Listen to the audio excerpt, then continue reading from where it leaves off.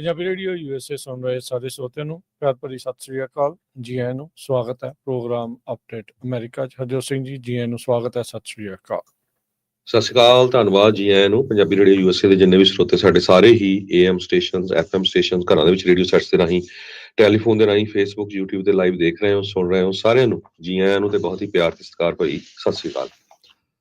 Programme ਨੂੰ sponsor ਕਰਦੇ ਨੇ ਜੀ ਖਾਲਸਾ ਇੰਸ਼ੋਰੈਂਸ ਏਜੰਸੀ, ਜਿਨ੍ਹਾਂ ਦੇ ਕੋਲੋਂ ਹਰ ਇੱਕ ਤਰੀਕੇ ਦੀ ਇੰਸ਼ੋਰੈਂਸ ਕਰਵਾ ਸਕਦੇ ਹੋ। ਇੰਸ਼ੋਰੈਂਸ ਬਾਰੇ ਪਤਾ ਕਰਨ ਲਈ ਕਾਲ 408-272-2500 ਦੇ ਉੱਤੇ।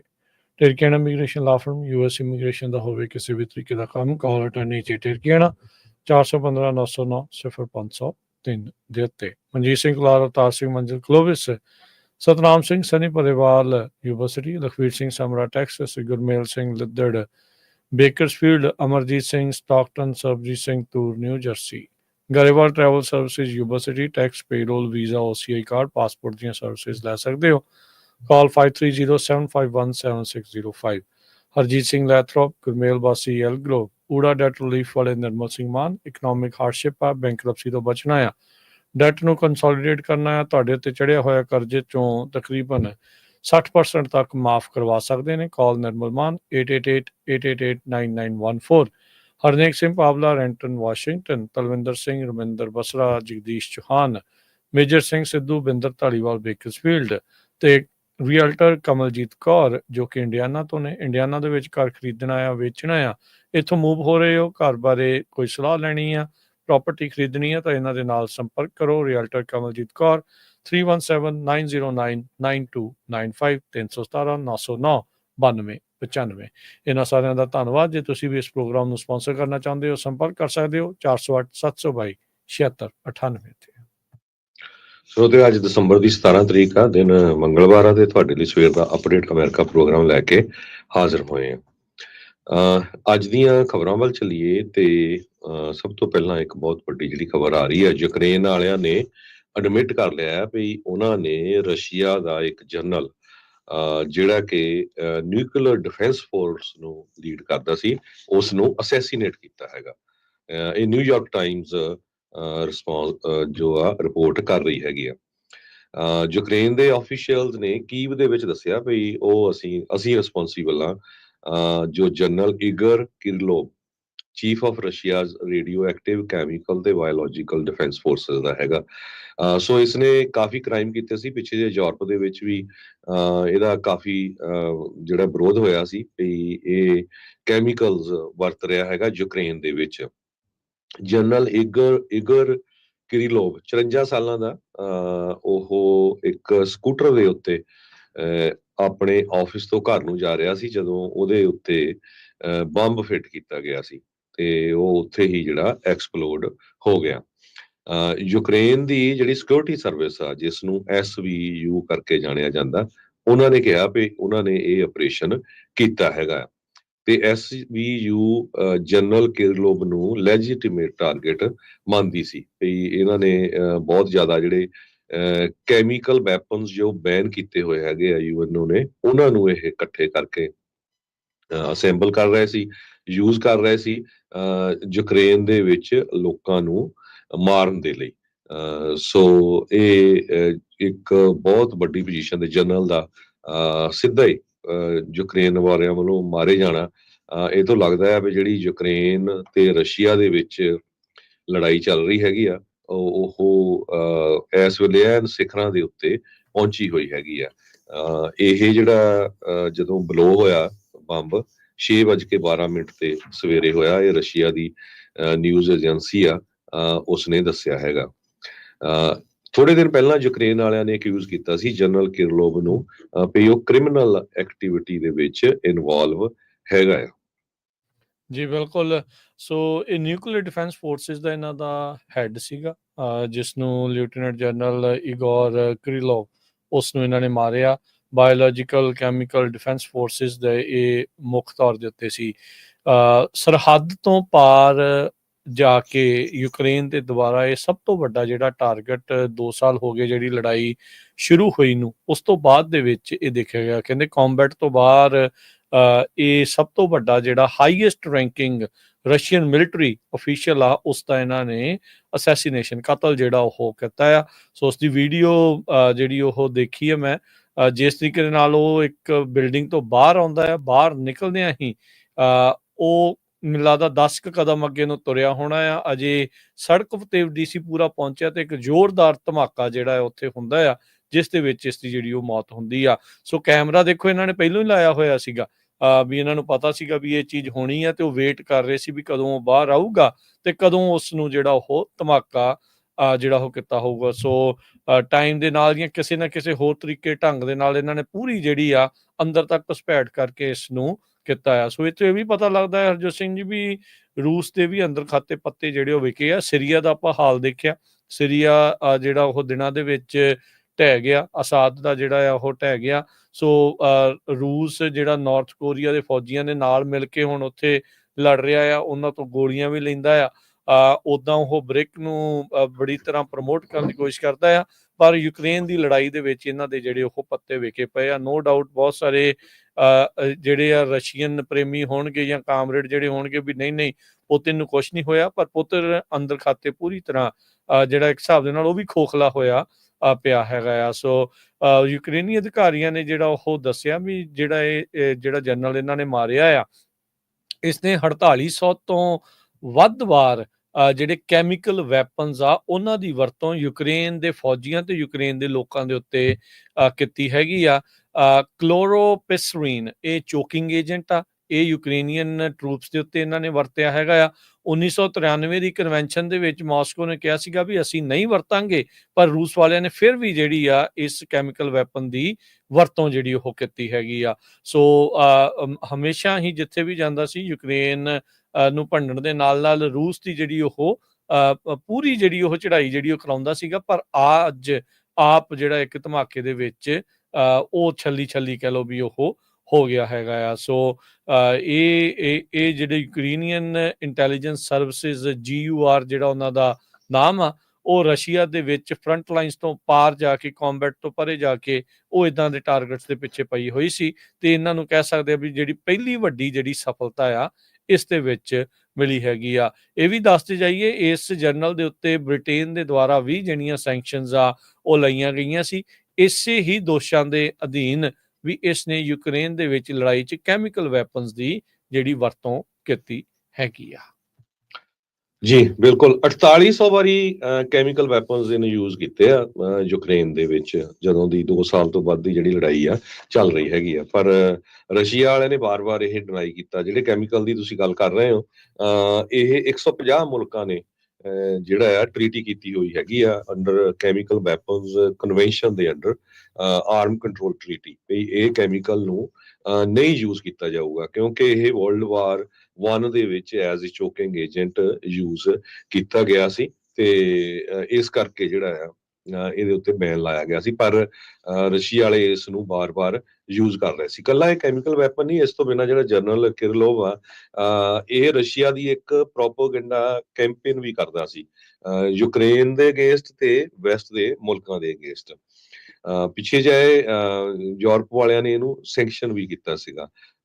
ਡਿਮਿਟਰੀ ਮੈਡਵੇਡੇਵ ਜੋ ਹੈਗੇ ਆ ਪ੍ਰੈਜ਼ੀਡੈਂਟ ਤੇ ਡਿਪਟੀ ਚੇਅਰਮੈਨ ਰਸ਼ੀਆ ਦੀ ਸਿਕਿਉਰਿਟੀ ਕੌਂਸਲ ਦੇ, ਉਹ ਕਹਿੰਦੇ ਵੀ ਅਸੀਂ ਇਸ ਦੀ ਰਿਟੈਲੀਏਸ਼ਨ ਜ਼ਰੂਰ ਕਰਾਂਗੇ ਬਾਈ ਮਿਲਟਰੀ ਤੇ ਪੋਲੀਟੀਕਲ ਲੀਡਰਸ਼ਿਪ ਆਫ ਯੂਕਰੇਨ। ਸੋ ਜਿਹੜੀ ਲੜਾਈ ਆ ਉਹ ਹੋਰ ਜਿਹੜੀ ਵਧੂਗੀ। ਇਹ ਬੰਦਾ ਮੀਡੀਆ ਦੇ ਵਿੱਚ ਆਮ ਇਦਾਂ ਦਾ ਝੂਠ ਬੋਲਦਾ ਸੀ, ਕਹਿੰਦਾ ਵੀ ਜਿਹੜਾ ਵੈਸਟ ਆ, ਖਾਸ ਕਰਕੇ ਜਿਹੜਾ US ਆ, ਉਹ ਪਲਾਨ ਕਰ ਰਹੇ ਆ ਵੀ ਜਿਹੜੇ ਡਰੋਨ ਆ ਉਹ ਰਸ਼ੀਆ 'ਚ ਭੇਜੇ ਜਾਊਗੇ, ਜੋ ਜਿਨ੍ਹਾਂ ਦੇ ਕੋਲ ਇਨਫੈਕਟਡ ਮੋਸਕੀਟੋਜ਼ ਹੋਣਗੇ, ਮੱਛਰ ਹੋਣਗੇ, ਉਹ ਪੂਰੇ ਰਸ਼ੀਆ ਦੇ ਵਿੱਚ ਛੱਡੇ ਜਾਣਗੇ। ਸੋ ਇਦਾਂ ਦੀਆਂ ਖਬਰਾਂ ਵੀ ਇਹ ਫੈਲਾਉਂਦਾ ਸੀਗਾ। 54 ਸਾਲਾਂ ਦਾ ਜਨਰਲ ਕਿਰਲੋਵ, ਉਹਨੂੰ ਜਿਹੜੀ ਆ ਬੰਬ ਮਾਰ ਕੇ ਯੂਕਰੇਨ ਵਾਲਿਆਂ ਨੇ ਰਸ਼ੀਆ ਦੇ ਵਿੱਚ ਹੀ ਮਾਰ ਮੁਕਾਇਆ। ਜੀ, ਅਮਰੀਕਾ ਵਾਲਿਆਂ ਕੋਲ ਤਾਂ ਆਪਣੇ ਡਰੋਨ ਨਹੀਂ ਅਜੇ ਤੱਕ ਪਤਾ ਲੱਗਣ ਦੇ ਵੀ ਉਹ ਕਿੱਥੋਂ ਆਏ ਆ। ਇਹਨਾਂ ਨੇ ਉੱਥੇ ਜਿਹੜੇ ਉਹ ਕੀ ਘੱਲਣੇ ਆ ਤੇ ਕੀ ਜਿਹੜਾ ਇਹ ਕਰਨਾ ਹੈ, ਉਹ ਬਾਅਦ ਦੀਆਂ ਜਿਹੜੀਆਂ ਉਹ ਗੱਲਾਂ ਆ। ਹਰਜੋਤ ਸਿੰਘ ਜੀ, ਅਗਲੀ ਜਿਹੜੀ ਖਬਰ ਆ ਉਸ ਉੱਤੇ ਨਜ਼ਰ ਮਾਰਦੇ ਜਾਂਦੇ ਆ। ਵੈਨ ਯੂ ਟੂ ਕਰਕੇ ਜਿਹੜਾ ਇਲਾਕਾ ਆ, ਉੱਥੇ ਇੱਕ ਕਾਫੀ ਭਾਰੀ ਜਿਹੜਾ ਵੱਡਾ ਭੁਚਾਲ ਆਇਆ ਆ 7.4 ਤੀਬਰਤਾ ਦਾ, ਜਿਸ ਦੇ ਕਰਕੇ ਹੁਣ ਤੱਕ ਜਿਹੜਾ ਲੋਕਲ ਮੀਡੀਆ ਆ ਉਹ ਦੱਸ ਰਿਹਾ ਆ ਵੀ 6 ਜਾਣਿਆਂ ਦੀ ਮੌਤ ਹੋ ਚੁੱਕੀ ਹੈਗੀ ਆ। ਆਈ ਥਿੰਕ ਇਹ ਨਿਊਜ਼ੀਲੈਂਡ ਦਾ ਜਿਹੜਾ ਇਲਾਕਾ ਪੈਂਦਾ ਹੈ, ਵੈਲਿੰਗਟਨ ਤੋਂ ਇਹ ਜਿਹੜੀ ਖਬਰ ਆ ਰਹੀ ਆ ਵੀ ਉੱਥੇ ਦੇ ਜਿਹੜੇ ਕੈਪੀਟਲ ਆ ਪੋਰਟ ਵਿਲਾ, ਉੱਥੇ ਇਹ ਜਿਹੜਾ ਇੱਕ ਭਾਰੀ ਭੂਚਾਲ ਆ ਉੱਥੇ ਝਟਕੇ ਜਿਹੜੇ ਉਹ ਮਹਿਸੂਸ ਕੀਤੇ ਗਏ ਹੈਗੇ ਆ। ਕਹਿੰਦੇ ਵੀ ਜਿਹੜੇ ਨੈਸ਼ਨਲ ਬ੍ਰੌਡਕਾਸਟਰ ਉੱਥੇ ਦੇ ਉਹਨਾਂ ਨੇ ਜਿਹੜੀਆਂ ਫੁਟੇਜ ਆ ਉਹ ਦਿਖਾਈਆਂ ਵੀ ਕਿਸ ਤਰੀਕੇ ਦੇ ਨਾਲ ਜਿਹੜੀਆਂ ਗੱਡੀਆਂ ਆ ਉਹ ਕ੍ਰਸ਼ ਹੋ ਗਈਆਂ ਜਦੋਂ ਬਿਲਡਿੰਗਸ ਜਿਹੜੀਆਂ ਚੌਂਸ਼ਫੇਰੇ ਡਿੱਗਣੀਆਂ ਸ਼ੁਰੂ ਹੋ ਗਈਆਂ ਸੀਗੀਆਂ। ਸੋ ਇਹ ਜਿਹੜੀ ਘਟਨਾ ਹੈ ਇਹ ਵਾਪਰੀ ਹੈਗੀ ਆ ਮੰਗਲਵਾਰ ਦੀ ਈਵਨਿੰਗ ਨੂੰ। ਉੱਥੋਂ ਦੇ ਜਿਹੜੇ ਕੇਅਰਟੇਕਰ ਪ੍ਰਾਈਮ ਮਿਨਿਸਟਰ ਨੇ ਚਾਰਲਟ ਸਲਵਾਈ, ਉਹਨਾਂ ਨੇ ਸਟੇਟ ਆਫ ਐਮਰਜੈਂਸੀ ਜਿਹੜੀ ਆ ਡਿਕਲੇਅਰ ਕੀਤੀ ਹੈਗੀ ਆ। ਸੋ ਜਿਹੜਾ ਵੈਨੀਆਟੂ ਕਰਕੇ ਜਿਹੜਾ ਇਹ ਛੋਟਾ ਜਿਹਾ ਟਾਪੂ ਮੁਲਕ ਆ, ਉੱਥੇ ਇਹ ਵਾਪਰਿਆ। ਆਸਟ੍ਰੇਲੀਆ ਦੇ ਰਾਈਟ ਸਾਈਡ ਤੇ ਆ, ਪਾਪਾ ਨਿਊ ਗਿਨੀ ਤੇ ਨਿਊਜ਼ੀਲੈਂਡ ਦੇ ਵਿਚਾਲੇ ਕਰਕੇ ਇੱਕ ਛੋਟਾ ਜਿਹਾ ਟਾਪੂ ਜਿਹੜਾ ਇਹ ਪੈਂਦਾ ਆ, ਜਿੱਥੇ ਇਹ ਸਾਰੀ ਘਟਨਾ ਜਿਹੜੀ ਇਹ ਵਾਪਰੀ ਹੈਗੀ ਆ। ਪੋਰਟ ਵਿਲਾ ਦਾ ਜਿਹੜਾ ਇੰਟਰਨੈਸ਼ਨਲ ਏਅਰਪੋਰਟ ਆ ਉਸ ਨੂੰ ਵੀ ਬੰਦ ਜਿਹੜਾ ਉਹ ਕਰ ਦਿੱਤਾ ਗਿਆ ਆ। UN ਅਧਿਕਾਰੀ ਆਫਿਸ ਜਿਹੜਾ ਕੋਆਰਡੀਨੇਸ਼ਨ ਫਾਰ ਹਿਊਮੈਨੀਟੇਰੀਅਨ ਅਫੇਅਰ ਆ, ਉਹ ਇਹ ਮੰਨਦੇ ਆ ਵੀ 1,16,000 ਤੋਂ ਵੱਧ ਲੋਕ ਇਸ ਭੂਚਾਲ ਦੇ ਕਰਕੇ ਪੀੜਤ ਹੋਏ ਨੇ। 6 ਜਾਣਿਆਂ ਦੀਆਂ ਮੌਤਾਂ ਜਿਹੜੀਆਂ ਅਨਕਨਫਰਮ ਡੈਥ ਜਿਹੜੀ ਆ ਉਹ ਹੋਈ ਆ। 2 ਕਹਿੰਦੇ ਵੀ ਉੱਥੇ ਬਹੁਤ ਵੱਡੇ ਵੱਡੇ ਜਿਹੜੇ ਵਾਟਰ ਰਿਜ਼ਰਵਾਇਰ ਸੀ ਜਿੱਥੇ ਪਾਣੀ ਇਕੱਠਾ ਕਰਕੇ ਰੱਖਿਆ ਜਾਂਦਾ ਸੀ, ਉਹਨਾਂ ਨੂੰ ਵੀ ਅਸਰ ਪਿਆ ਆ। ਇੱਥੋਂ ਤੱਕ ਕਿ ਪੋਰਟ ਵਿਲਾ ਦਾ ਜਿਹੜਾ ਹਸਪਤਾਲ ਆ ਉਹ ਵੀ ਜਿਹੜਾ ਕਹਿੰਦੇ ਵੀ ਦਰਾਰਾਂ ਦੇ ਨਾਲ ਭਰ ਗਿਆ ਹੈਗਾ ਆ। ਸੋ ਕਹਿੰਦੇ ਵੀ ਪੇਸ਼ੈਂਟਸ ਦੇ ਲਈ ਬਾਹਰ ਜਿਹੜੇ ਆ ਉਹ ਟੈਂਟ ਲਾਏ ਜਾ ਰਹੇ ਹੈਗੇ ਆ। ਫਿਜੀ ਦਾ ਜਿਹੜਾ ਪ੍ਰਾਈਮ ਮਿਨਿਸਟਰ ਉੱਥੇ ਸਟੀਵਨੀ ਰਬੂਕਾ, ਉਹ ਵੀ ਉੱਥੇ ਨਜ਼ਦੀਕੀ ਆ ਫਿਜੀ ਜਿਹੜਾ ਟਾਪੂ ਆ। ਉਹਨਾਂ ਨੇ ਕਿਹਾ ਵੀ ਅਰਥਕਵੇਕ ਦਾ ਇਹ ਜਿਹੜੀ ਖਬਰ ਆ ਬਹੁਤ ਹੀ ਮੰਦਭਾਗੀ ਆ ਤੇ ਅਸੀਂ ਕਹਿੰਦੇ ਵੀ ਵੱਧ ਤੋਂ ਵੱਧ ਜਿਹੜੀ ਮਦਦ ਕਰਨ ਦੀ ਜਿਹੜੀ ਕੋਸ਼ਿਸ਼ ਕਰਾਂਗੇ। ਕਾਮਨਵੈਲਥ ਦੇ ਜਿਹੜੇ ਸੈਕਟਰੀ ਜਨਰਲ ਪੈਟਰੀਸ਼ੀਆ ਸਕਾਟਲੈਂਡ, ਉਹਨਾਂ ਨੇ ਕਿਹਾ ਆ ਵੀ ਇਹਦੇ ਕਰਕੇ ਇਨਫਰਾਸਟ੍ਰਕਚਰ ਤਾਂ ਡਿਸਟਰੋਏ ਹੋਇਆ, ਬਹੁਤ ਸਾਰੇ ਲੋਕ ਵੀ ਜਿਹੜੇ ਆ ਜ਼ਖਮੀ ਹੋਏ ਨੇ। ਜਿਹੜੀ US ਦੀ ਐਮਬੈਸੀ ਆ ਪਾਪਾ ਨਿਊ ਗਿਨੀ ਦੇ ਵਿੱਚ, ਉਹਨਾਂ ਨੇ ਕਿਹਾ ਜਿਹੜੀ ਪੋਰਟ ਵਿਲਾ ਦੇ ਵਿੱਚ ਐਮਬੈਸੀ ਸੀ ਉਸ ਨੂੰ ਵੀ ਡੈਮੇਜ ਜਿਹੜਾ ਆ ਉਹ ਪਹੁੰਚਿਆ ਹੈਗਾ ਆ। ਪਰ ਕਹਿੰਦੇ ਵੀ US ਐਮਬੈਸੀ ਬਿਲਡਿੰਗ ਦੇ ਵਿੱਚ ਜਿਹੜੇ ਜਿੰਨੇ ਵੀ ਲੋਕ ਸੀਗੇ ਉਹਨਾਂ ਨੂੰ ਸੁਰੱਖਿਅਤ ਉੱਥੋਂ ਕੱਢਣ ਦੇ ਵਿੱਚ ਕਾਮਯਾਬ ਹੋਏ ਆ।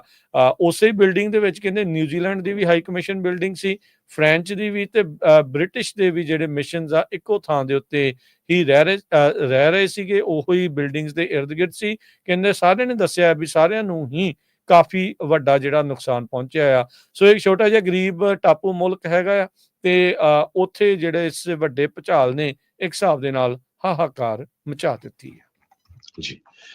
ਅਗਲੀ ਖਬਰ ਵੱਲ ਚੱਲੀਏ। ਅੱਜ FBI ਨੇ ਅਮਰੀਕਨਸ ਨੂੰ ਵਾਰਨਿੰਗ ਦਿੱਤੀ ਹੈਗੀ ਆ ਵੀ ਜਿਹੜੇ ਆਪਣੇ ਟੈਕਸਟ ਮੈਸੇजेस ਆ ਉਹ ਸਿਕਿਉਰ ਰੱਖਣ, ਖਾਸ ਕਰਕੇ ਜਿਹੜੀਆਂ ਐਪਸ ਆਪਾਂ ਯੂਜ਼ ਕਰਦੇ ਹਾਂ, WhatsApp ਹੋ ਗਈ, ਸਿਗਨਲ ਹੋ ਗਈ, ਟੈਲੀਗ੍ਰਾਮ ਹੋ ਗਈ। NPR ਨੇ ਕਾਫੀ ਵੱਡੀ ਜਿਹੜੀ ਰਿਪੋਰਟ ਆ ਇਸ FBI ਦੀ ਵਾਰਨਿੰਗ ਉਹਦੇ ਸੰਬੰਧਿਤ ਛਾਪੀ ਹੈਗੀ ਆ। ਕਹਿੰਦੇ ਬਈ ਜੋ FBI ਦੀ ਐਡਵਾਈਸ ਹੈਗੀ ਆ ਇਹ ਸਨੋਪਸ ਫੈਕਟ ਚੈੱਕ ਜਿਹੜੀ ਆ ਟ੍ਰਿਗਰ ਕੀਤਾ ਹੈਗਾ। ਕਹਿੰਦੇ ਬਈ ਜਿਹੜੇ ਟੈਕਸਟ ਤੁਸੀਂ ਕਰਦੇ ਹੈਗੇ ਆ ਉਹ ਸਿਕਿਉਰ ਟੈਕਸਟ ਕਰੋ। ਐਪਲ ਦੀ ਜਿਹੜੀ ਜਾਂ ਆਈਫੋਨ ਹੈਗਾ ਆ ਉਹ ਕਹਿੰਦੇ ਕਾਫੀ ਸਿਕਿਉਰ ਹੈਗਾ, ਪਰ ਜਿਹੜਾ ਐਂਡਰੋਇਡ ਆ ਉਹ ਇੰਨਾ ਜ਼ਿਆਦਾ ਸਿਕਿਉਰ ਨਹੀਂ ਹੈਗਾ। ਇਹ ਵਾਰਨਿੰਗ FBI ਤੇ ਸਾਈਬਰ ਸਿਕਿਉਰਿਟੀ ਤੇ ਇਨਫਰਾਸਟ੍ਰਕਚਰ ਸਿਕਿਉਰਿਟੀ ਏਜੰਸੀ ਜਿਹੜੀ ਸੀਸਾ ਆ ਉਹਨਾਂ ਵੱਲੋਂ ਜਾਰੀ ਕੀਤੀ ਗਈ ਹੈਗੀ ਆ। ਕਹਿੰਦੇ ਵੀ ਚਾਈਨੀਜ਼ ਗਵਰਨਮੈਂਟ ਇਹਦੇ ਪਿੱਛੇ ਹੋ ਸਕਦੀ। ਡਬਡ ਸਾਲਟ ਟਾਈਫੂਨ ਕਰਕੇ ਜਿਹੜਾ ਆ ਉਹਨੂੰ ਯੂਜ਼ ਕਰ ਰਿਹਾ ਹੈਗਾ, ਉਹਦਾ ਨਾਮ ਰੱਖਿਆ ਗਿਆ ਹੈਗਾ। ਇੱਕ ਪ੍ਰੋਫੈਸਰ ਹੈਗੇ ਆ ਜੇਸਨ ਹੌਂਗ, ਕਾਰਨੇਜੀ ਮੈਲੋਨ ਯੂਨੀਵਰਸਿਟੀ ਦੇ ਵਿੱਚ ਸਕੂਲ ਆਫ ਕੰਪਿਊਟਰ ਸਾਇੰਸ, ਉਹ ਕਹਿੰਦੇ ਵੀ ਲੋਕਾਂ ਨੂੰ ਗੱਲਬਾਤ ਤਾਂ ਕਰਦੇ ਰਹਿੰਦੇ, ਹੁਣ ਪਤਾ ਲੱਗਾ ਪਰ ਜਿਹੜੇ ਕੰਪਿਊਟਰ ਐਕਸਪਰਟਸ ਹੈਗੇ ਜਿਹੜੇ ਇਸ ਇੰਡਸਟਰੀ 'ਚ ਹੈਗੇ ਉਹਨਾਂ ਨੂੰ ਪਤਾ ਵੀ ਇਦਾਂ ਦੀਆਂ ਜਿਹੜੀਆਂ ਚੀਜ਼ਾਂ ਆ ਉਹ ਵਾਪਰਦੀਆਂ ਰਹਿੰਦੀਆਂ ਹੈਗੀਆਂ। ਸੋ ਇਨਕ੍ਰਿਪਸ਼ਨ ਕਹਿੰਦੇ ਯੂਜ਼ ਕੀਤੀ ਜਾਣੀ ਚਾਹੀਦੀ ਹੈਗੀ ਆ, ਜਿਸ ਤਰ੍ਹਾਂ ਮੈਂ ਤੁਹਾਨੂੰ ਦੱਸਿਆ ਹੀ ਹੈਗਾ। ਖਾਸ ਕਰਕੇ ਕਿਉਂਕਿ ਚਾਈਨਾ ਵਾਲੇ ਕਰ ਰਹੇ ਹੈਗੇ ਆ। ਕਹਿੰਦੇ ਭਈ ਜੇ ਤੁਸੀਂ ਬਿਜ਼ਨਸ ਦੇ ਵਿੱਚ ਆ ਜਾਂ ਤੁਸੀਂ ਜਰਨਲਿਸਟ ਹੈਗੇ ਆ ਜਾਂ ਤੁਹਾਡਾ ਕਿਸੇ ਤਰ੍ਹਾਂ ਦਾ ਕੰਟੈਕਟ ਹੈਗਾ ਹਾਂਗਕਾਂਗ ਦੇ ਵਿੱਚ, ਸ਼ੈਨਜ਼ਨ ਦੇ ਵਿੱਚ, ਤਿੱਬਤ ਦੇ ਵਿੱਚ, ਉਹਨਾਂ ਲੋਕਾਂ ਨਾਲ ਜਿਹੜੇ ਡੈਮੋਕ੍ਰੇਸੀ ਦੀ ਮੰਗ ਕਰਦੇ ਆ ਜਾਂ ਡੈਮੋਕ੍ਰੇਸੀ ਦੇ ਲਈ ਪ੍ਰੋਟੈਸਟ ਕਰਦੇ ਹੈਗੇ ਆ, ਤੇ ਤੁਹਾਨੂੰ ਬਿਲਕੁਲ ਇਹ ਯਕੀਨ ਹੋ ਜਾਣਾ ਚਾਹੀਦਾ ਵੀ ਜਿਹੜੇ ਤੁਹਾਡੇ ਟੈਕਸਟ ਮੈਸੇजेस ਆ ਉਹ ਚਾਈਨੀਜ਼ ਗਵਰਨਮੈਂਟ ਤੋਂ ਸੇਫ ਨਹੀਂ ਹੈਗੇ। ਇਹ NPR ਨੇ ਜਿਹੜਾ ਆ ਇਸ ਸੰਬੰਧ ਦੇ ਵਿੱਚ ਰਿਪੋਰਟ ਕੀਤਾ ਹੈਗਾ। ਜੀ ਬਿਲਕੁਲ, ਕੁਝ ਦਿਨ ਪਹਿਲਾਂ ਵੀ ਇਦਾਂ ਦੀ ਜਿਹੜੀ ਖਬਰ ਆਈ ਸੀ ਵੀ CIA ਦੇ ਨਾਲ FBI ਨੇ ਜਿਹੜਾ ਕਿਹਾ ਸੀਗਾ ਵੀ ਭਾਈ ਸਿਰਫ ਐਂਡ ਟੂ ਐਂਡ ਇਨਕ੍ਰਿਪਸ਼ਨ ਵਾਲੇ ਹੀ ਜਿਹੜੇ ਐਪਸ ਆ ਉਹਨਾਂ ਦੀ ਵਰਤੋਂ ਕੀਤੀ ਜਾਵੇ। ਹੁਣ ਜਿੱਦਾਂ iPhone to iPhone iMessage ਆ ਉਹ ਇਨਕ੍ਰਿਪਟਡ ਆ, ਉਹ ਫਾਈਨ ਆ। ਹੁਣ ਜਦੋਂ ਐਪਲ ਤੋਂ ਐਂਡਰੋਇਡ ਜਾਂ ਐਂਡਰੋਇਡ ਤੋਂ ਐਪਲ ਵੱਲ ਨੂੰ ਜਿਹੜੇ RCS ਮੈਸੇਜ ਹੁੰਦੇ ਆ ਉਹਨਾਂ ਨੂੰ ਜਿਹੜੀ ਇੱਕ ਵੱਡੀ ਪ੍ਰੋਬਲਮ ਆ। 2016 ਤੋਂ WhatsApp ਕਹਿੰਦੇ ਵੀ ਡੀਫਾਲਟ ਆ ਲੋਕਾਂ ਦੇ ਲਈ ਜਿਸ ਨੂੰ ਇਨਕ੍ਰਿਪਟਡ ਤੌਰ ਦੇ ਉੱਤੇ ਵਰਤਦੇ ਆ। ਪਰ ਪ੍ਰੋਬਲਮ ਇਹ ਆ ਵੀ ਜਿੱਦਾਂ ਹੁਣ ਤੁਸੀਂ ਦੱਸਿਆ ਵੀ ਖਾਸ ਕਰਕੇ ਜਿਹੜੇ ਆਜ਼ਾਦੀ ਦੀ ਗੱਲ ਕਰਨ ਵਾਲੇ ਆ ਜਾਂ ਕੁਛ ਇੱਦਾਂ ਦੇ ਮੁੱਦਿਆਂ ਨੂੰ ਜਿਹੜਾ ਉਹ ਚੱਕਦੇ ਆ ਜਿਹਦੇ ਨਾਲ ਸਰਕਾਰਾਂ ਦੇ ਉਹ ਨਿਸ਼ਾਨਿਆਂ ਤੇ ਰਹਿ ਸਕਦੇ ਆ, ਉਹਨਾਂ ਲਈ ਵੀ WhatsApp ਕਹਿਣ ਨੂੰ ਐਂਡ ਟੂ ਐਂਡ ਇਨਕ੍ਰਿਪਸ਼ਨ ਆ, ਪਰ ਆਪਾਂ ਨੂੰ ਝੱਟ ਦੇ ਨਹੀਂ ਪਤਾ ਵੀ ਉਹ ਪੂਰੇ ਦੇ ਪੂਰੇ ਮੈਸੇजेस ਦੇ ਜਿਹੜੇ ਸਕਰੀਨਸ਼ਾਟ ਆ ਜਾਂ ਪੂਰੇ ਮੈਸੇजेस ਆ ਉਹ ਫਿਰ ਵੀ ਸਰਕਾਰ ਹੱਥੇ ਲੱਗ ਜਾਂਦੇ ਆ। ਬਹੁਤ ਸਾਰੇ ਲੋਕ ਹੁਣ ਇਹ ਦੇਖ ਰਹੇ ਆ ਵੀ ਆਪਾਂ ਨੂੰ ਵਾਰੰਟ ਪ੍ਰੂਫ ਜਿਹੜੇ ਸਰਵੇਲੈਂਸ ਐਫਰਟਸ ਵਾਲੀਆਂ ਜਿਹੜੀਆਂ ਐਪਸ ਆ ਉਹਨਾਂ ਵੱਲ ਨੂੰ ਵਧਣਾ ਜਿਹੜਾ ਉਹ ਚਾਹੀਦਾ ਹੈਗਾ ਆ। ਸੋ ਇੱਕ ਵਾਰੀ ਫਿਰ ਦੱਸ ਜਾਈਏ ਵੀ ਉਹਨਾਂ ਲੋਕਾਂ ਲਈ ਗੁੱਡ ਨਿਊਜ਼ ਆ ਜਿਹੜੇ ਐਪਲ ਦੇ ਫੋਨ ਤੋਂ Apple to Apple iMessages ਜਿਹੜੇ ਉਹ ਕਰਦੇ ਆ, ਫੇਸ ਟਾਈਮ ਜਿਹੜੇ ਉਹ ਕਰਦੇ ਆ ਉਹ ਐਂਡ ਟੂ ਐਂਡ ਇਨਕ੍ਰਿਪਟਡ ਜਿਹੜੇ ਉਹ ਹੈਗੇ ਆ। ਐਂਡਰੋਇਡ ਫੋਨ ਜਿਹੜੀ ਗੂਗਲ ਮੈਸੇजेस ਦੇ ਜ਼ਰੀਏ ਉਹਦੇ ਵਿੱਚ ਇਨਕ੍ਰਿਪਸ਼ਨ ਜਿਹੜੀ ਆ ਉਹ ਅਵੇਲੇਬਲ ਆ। ਜੇ ਸੈਂਡਰ ਤੇ ਰੈਸੀਪੀਐਂਟ ਦੋਨਾਂ ਨੇ, ਘੱਲਣ ਵਾਲੇ ਤੇ ਜਿਹਨੂੰ ਮਿਲ ਰਿਹਾ ਆ, ਉਹਨਾਂ ਦੋਨਾਂ ਨੇ ਇਹ ਜਿਹੜਾ ਫੀਚਰ ਔਨ ਕੀਤਾ ਹੋਵੇ। ਸੋ ਜਿੱਦਾਂ ਤੁਸੀਂ ਦੱਸਿਆ ਵੀ ਚਾਈਨਾ ਦੇ ਨਾਲ ਹੋਰ ਵੀ ਬਹੁਤ ਸਾਰੇ ਅਜਿਹੇ ਮੁਲਕ ਆ ਜੋ ਕਿ ਅਮਰੀਕਾ ਦੇ ਲੋਕਾਂ ਦੇ ਉੱਤੇ ਇਸ ਤਰੀਕੇ ਦੇ ਨਾਲ ਵੀ ਨਜ਼ਰ ਰੱਖੀ ਬੈਠੇ ਆ। ਨਿਊਯਾਰਕ ਦੇ ਵਿੱਚ ਤਾਂ ਚਾਈਨਾ ਵਾਲਿਆਂ ਨੇ ਆਪਣਾ ਇੱਕ ਥਾਣਾ ਬਣਾਇਆ ਹੋਇਆ ਸੀ। ਉਹ ਤੁਸੀਂ ਦੇਖੋ ਵੀ ਉਹਨਾਂ ਲੋਕਾਂ ਦੇ ਲਈ, ਖਾਸ ਕਰਕੇ ਜਿਹੜੇ ਚਾਈਨਾ ਦੇ ਉਲਟ ਬੋਲਦੇ ਹੋਣਗੇ, ਉਹਨਾਂ ਨੂੰ ਤਾਂ ਫਿਰ ਉਹ ਨਜ਼ਰ ਕਿੱਦਾਂ ਰੱਖਦੇ ਹੋਣਗੇ। ਸੇਮ ਥਿੰਗ ਇੰਡੀਆ ਦੇ ਨਾਲ ਆਪਾਂ ਜੋੜ ਕੇ ਦੇਖ ਸਕਦੇ ਹਾਂ, ਇਹਦੇ ਵਿੱਚ ਕੋਈ ਦੋ ਰਾਹ ਨਹੀਂ। ਇੰਡੀਆ ਵਾਲੇ ਵੀ ਉਹਨਾਂ ਲੋਕਾਂ ਦੀਆਂ ਮੈਸੇजेस ਦੇ ਉੱਤੇ ਨਜ਼ਰ ਰੱਖੀ ਬੈਠੇ ਹੋਣੇ ਆ ਵੀ ਇਹ ਕਿਹੜੀਆਂ ਗੱਲਾਂ ਜਿਹੜੀਆਂ ਆਪਸ ਦੇ ਵਿੱਚ ਕਰ ਰਹੇ ਆ, ਤਾਂ ਜੋ ਉਹ ਉਸ ਤਰੀਕੇ ਦੇ ਨਾਲ ਆਪਣਾ ਨਵਾਂ ਪ੍ਰੋਪੋਗੰਡਾ ਜਿਹੜਾ ਉਹ ਤਿਆਰ ਜਿਹੜਾ ਉਹ ਕਰ ਸਕਣ। ਸੋ ਇਹ ਸਾਰੀਆਂ ਚੀਜ਼ਾਂ ਇਸ ਟਾਈਮ ਚੱਲ ਰਹੀਆਂ, ਪਰ FBI ਨੇ, CISA ਨੇ ਇਸ ਟਾਈਮ ਵਾਰਨਿੰਗ ਦਿੱਤੀ ਆ ਵੀ ਮੇਕ ਸ਼ੋਰ ਕਰੋ ਵੀ ਜਦੋਂ ਤੁਸੀਂ ਮੈਸੇਜਿੰਗ ਕਰ ਰਹੇ ਆ, ਮੈਸੇਜਿੰਗ ਤੁਹਾਡੀ ਸਿਕਿਉਰ ਐਪ ਦੇ ਜ਼ਰੀਏ ਐਂਡ ਟੂ ਐਂਡ ਇਨਕ੍ਰਿਪਸ਼ਨ ਵਾਲੀ ਜਿਹੜੀ ਮੈਸੇजेस ਆ ਉਸ ਦੀ ਵਰਤੋਂ ਜਿਹੜੀ ਉਹ ਕਰੋ। ਜਿਹੜੀ ਆ ਨਹੀਂ ਤਾਂ ਅਦਰਵਾਈਜ਼ ਬਾਹਰਲੇ ਮੁਲਕ ਵਾਲੇ ਲੋਕ ਤੁਹਾਡੀਆਂ ਮੈਸੇजेस ਦੇ ਉੱਤੇ ਜਿਹੜੀ ਆ ਉਹ ਹੈਕਰਸ ਦੇ ਨਾਲ ਜਿਹੜੇ ਹੋਰ ਇਦਾਂ ਦੀਆਂ ਏਜੰਸੀਜ਼ ਆ, ਸਰਵੇਲੈਂਸ ਕਰਨ ਵਾਲੇ ਜਿਹੜੇ ਸਟੇਟਸ ਆ, ਉਹ ਨਜ਼ਰ ਰੱਖੀ ਬੈਠੇ ਨੇ। ਅਗਲੀ ਖਬਰ ਵੱਲ ਚਲੀਏ। ਆਪਣੇ ਗੁਆਂਢੀ ਮੁਲਕ ਕੈਨੇਡਾ ਤੋਂ ਆ ਰਹੀ ਹੈਗੀ ਆ। ਕਹਿੰਦੇ ਪਈ ਟਰੰਪ ਨੇ ਕਿਸ ਤਰ੍ਹਾਂ ਜਿਹੜੇ ਆ ਕੈਨੇਡਾ ਦੇ ਪ੍ਰਾਈਮ ਮਿਨਿਸਟਰ ਜਸਟਿਨ ਟਰੂਡੋ ਤੇ ਉੱਥੇ ਦੀ ਜਿਹੜੀ ਫਾਈਨੈਂਸ ਮਿਨਿਸਟਰ ਜਾਂ ਡਿਪਟੀ ਪ੍ਰਾਈਮ ਮਿਨਿਸਟਰ ਆ ਫ੍ਰੀਲੈਂਡ ਦੇ ਵਿੱਚ ਜੋ ਦਰਾੜ ਪਾਈ ਹੈਗੀ ਆ। ਕੈਨੇਡਾ ਦੀ ਫਾਈਨੈਂਸ ਮਿਨਿਸਟਰ ਫ੍ਰੀਲੈਂਡ ਨੇ ਕੱਲ ਰਿਜ਼ਾਈਨ ਦੇ ਦਿੱਤਾ ਜਾਂ ਉਸ ਤੋਂ ਧੱਕੇ ਦੇ ਨਾਲ ਲੈ ਲਿਆ ਗਿਆ। ਤੇ ਉਸ ਸੰਬੰਧ ਦੇ ਵਿੱਚ ਟਰੰਪ ਉਹਨਾਂ ਨੇ ਅੱਜ ਇੱਕ ਤੰਜ ਕੱਸਿਆ ਹੈਗਾ। ਕਹਿੰਦੇ ਵੀ ਜਿਹੜੀ 51ਵੀਂ ਸਟੇਟ ਆ ਉਹਦੇ ਗਵਰਨਰ ਜਸਟਿਨ ਟਰੂਡੋ ਦਾ ਜਿਹੜਾ ਫਾਈਨੈਂਸ ਮਿਨਿਸਟਰ ਆ ਉਹ ਰਿਜ਼ਾਈਨ ਕਰ ਗਿਆ ਆ। ਪੋਲੀਟੀਕੋ ਮੈਗਜ਼ੀਨ ਆ ਉਹ ਕਹਿੰਦੇ ਵੀ ਇੱਕ ਤਰ੍ਹਾਂ ਦੇ ਨਾਲ ਇਹ ਲੱਗਦਾ ਆ ਵੀ ਟਰੰਪ ਟੂ ਕੈਨੇਡਾ ਦੇ ਵਿੱਚ ਜਿਹੜਾ ਆਉਣ ਦੇ ਲਈ ਰਸਤਾ ਕਲੀਅਰ ਹੋ ਗਿਆ ਹੈਗਾ। ਉਹਨਾਂ ਦਾ ਕਹਿਣ ਦਾ ਮਤਲਬ ਇਹ ਆ ਵੀ ਜਿਹੜੇ ਕੰਜ਼ਰਵੇਟਿਵ ਪਾਰਟੀ ਦੇ ਪੀਅਰ ਪੋਲੀਵਰ ਆ ਉਹ ਹੁਣ ਬਹੁਤ ਜਲਦੀ ਉੱਥੇ ਆ ਸਕਦੇ ਆ, ਕਿਉਂਕਿ ਜੇ ਫਾਈਨੈਂਸ ਮਿਨਿਸਟਰ ਜਾਂ ਡਿਪਟੀ ਪ੍ਰਾਈਮ ਮਿਨਿਸਟਰ ਰਿਜ਼ਾਈਨ ਕਰ ਗਿਆ ਤੇ ਹੋ ਸਕਦਾ ਕਿਸੇ ਟਾਈਮ ਜਸਟਿਨ ਟਰੂਡੋ ਵੀ ਐਨੀ ਟਾਈਮ ਰਿਜ਼ਾਈਨ ਕਰ ਦੇਣ ਤੇ ਉੱਥੇ ਦੁਬਾਰਾ ਕੀ ਇਲੈਕਸ਼ਨ ਹੋਵੇ। ਤੇ ਕੈਨੇਡਾ ਦੀ ਜਿਹੜੀ ਸਿਚੁਏਸ਼ਨ ਇਸ ਟਾਈਮ ਇਹ ਆ ਵੀ ਜਸਟਿਨ ਟਰੂਡੋ ਤੋਂ ਉਹਨਾਂ ਦੀਆਂ ਇਕਨੋਮਿਕ ਪਾਲਿਸੀਜ਼ ਨੂੰ ਲੈ ਕੇ ਕਾਫੀ ਲੋਕ ਔਖੇ ਹੈਗੇ ਆ। ਪਰ ਇਹ ਜਿਹੜਾ ਸਾਰਾ ਕੁਝ ਵਾਪਰਿਆ ਜੋ ਪਿਛਲੇ ਦਿਨਾਂ ਦੇ ਵਿੱਚ ਟਰੰਪ ਉਹਨਾਂ ਦੀ ਮੀਟਿੰਗ ਵੀ ਹੋਈ ਸੀ ਟੈਰਿਫਸ ਨੂੰ ਲੈ ਕੇ, ਉਹਦੇ ਕਰਕੇ ਜਿਹੜਾ ਵਾਪਰਿਆ ਹੈਗਾ। ਜਿਹੜੀ ਕੈਨੇਡਾ ਦੀ ਡਿਪਟੀ ਪ੍ਰਾਈਮ ਮਿਨਿਸਟਰ ਫ੍ਰੀਲੈਂਡ ਆ ਉਹਨਾਂ ਦਾ ਵਿਚਾਰ ਇਹ ਸੀ ਵੀ ਆਉਣ ਵਾਲੀਆਂ ਜਨਰੇਸ਼ਨਾਂ ਉਹ ਦੇਖਣਗੀਆਂ ਵੀ ਅਸੀਂ ਕਿਸ ਤਰ੍ਹਾਂ ਜਿਹੜਾ ਡੀਲ ਕੀਤਾ ਹੈਗਾ ਆਪਣੇ ਮੁਲਕ ਦੇ ਲਈ, ਆਪਣੇ ਗੁਆਂਢੀ ਮੁਲਕ ਦੇ ਨਾਲ। ਜਿਹੜੇ ਪ੍ਰਾਈਮ ਮਿਨਿਸਟਰ ਆ ਉਹ ਥੋੜਾ ਮੇਰੇ ਖਿਆਲ ਨਾਲ ਟਰੰਪ ਉਹਨਾਂ ਨਾਲ ਰਲ ਕੇ ਚੱਲਣਾ ਚਾਹੁੰਦੇ ਸੀਗੇ। ਇਹ ਸਰੋਤਿਆਂ ਨੂੰ ਇਹ ਵੀ ਦੱਸਦੇ ਜਾਈਏ, ਇਹ ਉਸ ਟਾਈਮ ਦੇ ਉੱਤੇ ਵੀ ਸੀ ਜਦੋਂ ਪਿਛਲੀ ਵਾਰੀ ਜਿਹੜੀ ਟੈਰਿਫਸ ਲੱਗੇ ਸੀ, ਜਾਂ ਜਿਹੜੀ ਨਵੀਂ ਤਿੰਨਾਂ ਮੁਲਕਾਂ ਦੀ ਆਰਗੇਨਾਈਜੇਸ਼ਨ ਬਣੀ ਸੀਗੀ, ਕੈਨੇਡਾ, US ਤੇ ਮੈਕਸੀਕੋ ਦੀ। ਸੋ ਨਵੰਬਰ 29 ਨੂੰ ਟਰੰਪ ਹੋਣਾ ਨੇ ਡਿਨਰ ਦੇ ਉੱਤੇ ਸੱਦਿਆ ਸੀਗਾ ਜਸਟਨ ਟਰੂਡੋ ਹੋਣਾ ਨੂੰ, ਤੇ ਉਸ ਟਾਈਮ ਦੇ ਉੱਤੇ ਉਹਨਾਂ ਨੇ ਵਾਅਦਾ ਵੀ ਕੀਤਾ ਸੀ ਵੀ ਰਲ ਕੇ ਚੱਲਾਂਗੇ। ਹਾਲਾਂਕਿ ਜੋ ਨੈਫਟਾ ਦੇ ਸੰਬੰਧ ਦੇ ਵਿੱਚ ਜਿਹੜੀਆਂ ਨੈਗੋਸ਼ੀਏਸ਼ਨਸ ਆ ਉਹ ਦੁਬਾਰਾ ਕੀ ਫੇਰ ਹੋਣੀਆਂ ਹੈਗੀਆਂ, ਤੇ ਆਉਣ ਵਾਲੇ ਕੁਝ ਦਿਨਾਂ ਦੇ ਵਿੱਚ ਕਾਫੀ ਵੱਡੀ ਜਿਹੜੀ ਹਲਚਲ ਆ ਉਹ ਕੈਨੇਡਾ ਦੀ ਜਿਹੜੀ ਪੋਲਿਟਿਕਸ ਆ ਉਹਦੇ ਵਿੱਚ ਵਾਪਰਨ ਜਾ ਰਹੀ ਹੈਗੀ ਆ। ਜੀ, ਇੱਕ ਬ੍ਰੇਕ ਦਾ ਵਕਤ ਹੋ ਗਿਆ, ਬ੍ਰੇਕ ਲਵਾਂਗੇ। ਬ੍ਰੇਕ ਤੋਂ ਬਾਅਦ ਦੇ ਵਿੱਚ ਹੋਰ ਵੀ ਬਹੁਤ ਸਾਰੀਆਂ ਜਿਹੜੀਆਂ ਖਬਰਾਂ ਉਸ ਉੱਤੇ ਮਾਰਦੇ ਹਾਂ ਆਪਾਂ ਨਜ਼ਰ। ਮੈਡੀਸਨ ਸਕੂਲ ਸ਼ੂਟਿੰਗ ਜਿਹੜੀ ਵਿਸਕੌਨਸਨ 'ਚ ਹੋਈ ਆ, ਉਹ 15 ਸਾਲਾਂ ਦੀ ਕੁੜੀ ਬਾਰੇ ਕੀ ਜਾਣਕਾਰੀਆਂ ਆਈਆਂ ਉਸ ਬਾਰੇ ਵੀ ਆਪਾਂ ਕਰਦੇ ਹਾਂ ਜਾਣਕਾਰੀਆਂ ਸਾਂਝੀਆਂ। ਸਰਕਾਰ ਸ਼ਟਡਾਊਨ ਹੋਣ ਤੋਂ ਬਚਾਅ ਹੋ ਗਿਆ, ਡੀਲ ਬਣ ਗਈ ਨਹੀਂ ਬਣੀ, ਕੀ ਚੱਲ ਰਿਹਾ ਆ ਉਸ ਉੱਤੇ ਵੀ ਆਪਾਂ ਚਰਚਾ ਕਰਦੇ ਹਾਂ। ਮਿਲਦੇ ਹਾਂ ਇੱਕ ਛੋਟੀ ਜਿਹੀ ਬ੍ਰੇਕ ਤੋਂ ਬਾਅਦ 'ਚ।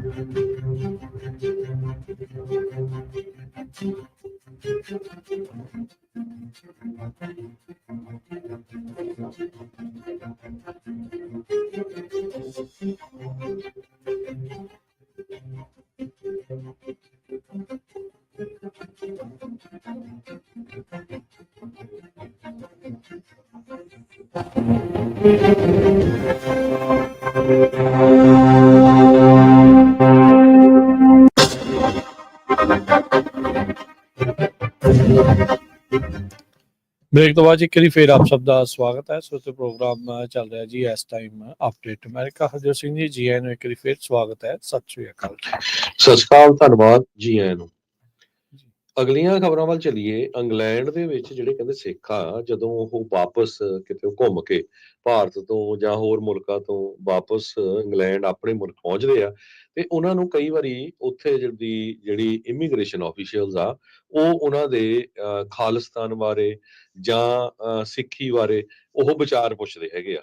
ਇਸ ਸੰਬੰਧ ਦੇ ਵਿੱਚ ਯੂਕੇ ਦੀ ਮੈਂਬਰ ਪਾਰਲੀਮੈਂਟ ਪ੍ਰੀਤ ਗਿੱਲ ਉਸਨੇ ਇਹ ਜਿਹੜਾ ਮੁੱਦਾ ਆ ਯੂਕੇ ਦੀ ਪਾਰਲੀਮੈਂਟ ਦੇ ਵਿੱਚ ਚੱਕਿਆ ਹੈਗਾ। ਉਹ ਕਹਿੰਦੀ ਵੀ ਮੈਂ ਇੰਨੀ ਹੈਰਾਨ ਆ ਵੀ ਬ੍ਰਿਟਿਸ਼ ਬੋਰਨ ਸਿੱਖਸ ਜਾਂ ਬ੍ਰਿਟਿਸ਼ ਮੂਲ ਦੇ ਜਿਹੜੇ ਸਿੱਖ ਹੈਗੇ ਆ, ਉਹਨਾਂ ਨੂੰ ਬ੍ਰਿਟਿਸ਼ ਦੀ ਸਰਕਾਰ ਦੇ EMPLOYEES ਇਹ ਕੁਐਸਚਨ ਕਿਉਂ ਪੁੱਛ ਰਹੇ ਹੈਗੇ ਆ।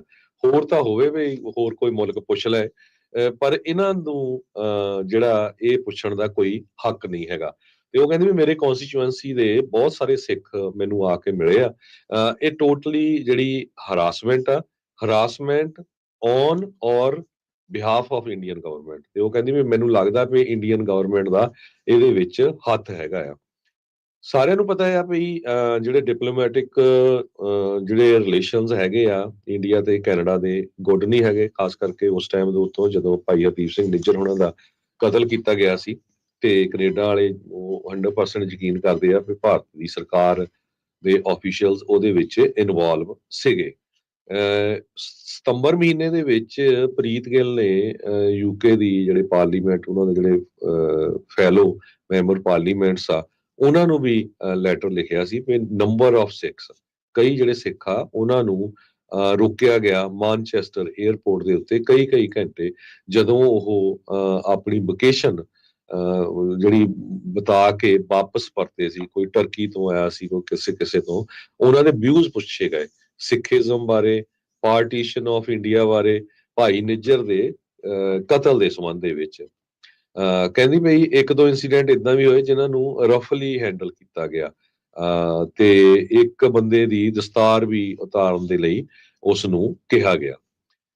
ਉਹ ਕਹਿੰਦੀ ਪਈ ਪ੍ਰੀਤ ਗਿੱਲ ਇਹ ਕਹਿੰਦੇ ਆ ਵੀ ਇਹ ਪੂਰੇ ਪ੍ਰੂਫ ਹੈਗੇ ਸਾਡੇ ਕੋਲ, ਤੇ ਇਹ ਬਹੁਤ ਵੱਡਾ ਕਾਜ਼ ਆਫ ਕੰਸਰਨ ਹੈਗਾ ਆ ਉਹਨਾਂ ਲਾ ਅਵਾਈਡਿੰਗ ਸਿੱਖਸ ਦੇ ਲਈ ਜਿਨ੍ਹਾਂ ਨੂੰ ਟਾਰਗੇਟ ਕੀਤਾ ਜਾ ਰਿਹਾ ਹੈਗਾ।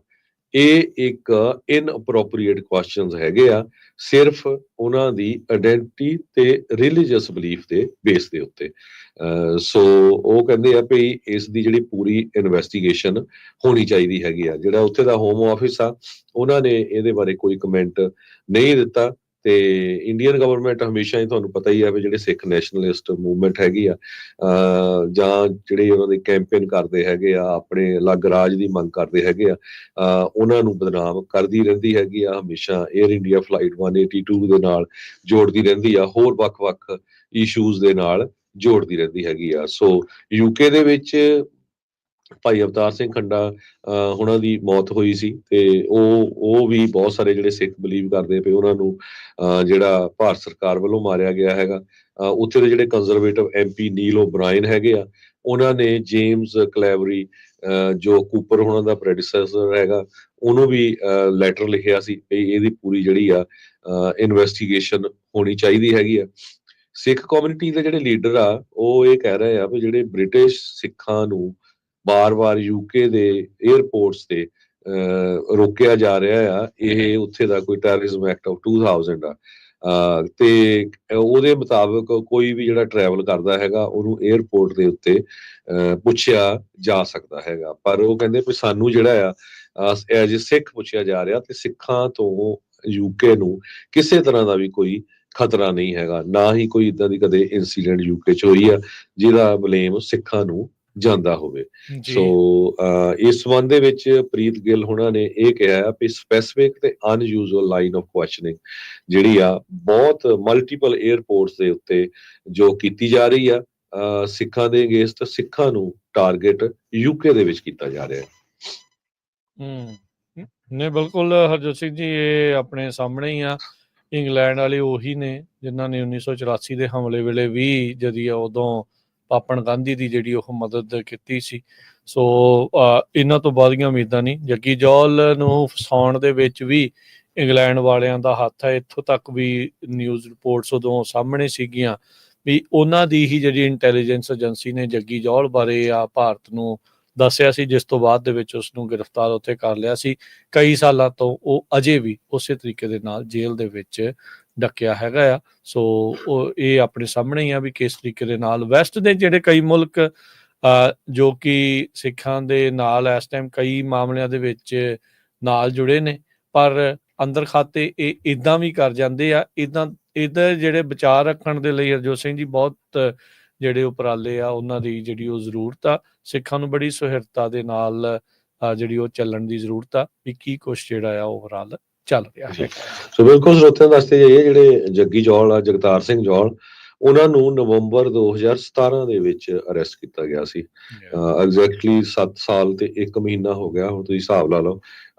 ਜਿਹੜੀਆਂ ਹਿਊਮਨ ਰਾਈਟਸ ਆਰਗੇਨਾਈਜੇਸ਼ਨਸ ਆ ਉਹਨਾਂ ਨੇ ਜਿਸ ਤਰ੍ਹਾਂ ਤੁਸੀਂ ਦੱਸਿਆ ਹੀ ਆ, ਉਹਨਾਂ ਨੇ UK ਦੀਆਂ ਸਪਾਈ ਏਜੰਸੀਜ਼ ਨੂੰ ਬਲੇਮ ਕੀਤਾ ਹੈ ਵੀ ਉਹਨਾਂ ਨੇ ਇੰਡੀਆ ਦੇ ਜਿਹੜੇ ਕਾਊਂਟਰ ਪਾਰਟਸ ਆ ਉਹਨਾਂ ਨੂੰ ਟਿਪ ਕੀਤਾ ਸੀ ਜੱਗੀ ਜੌਲ ਦੇ ਮਾਮਲੇ ਦੇ ਵਿੱਚ।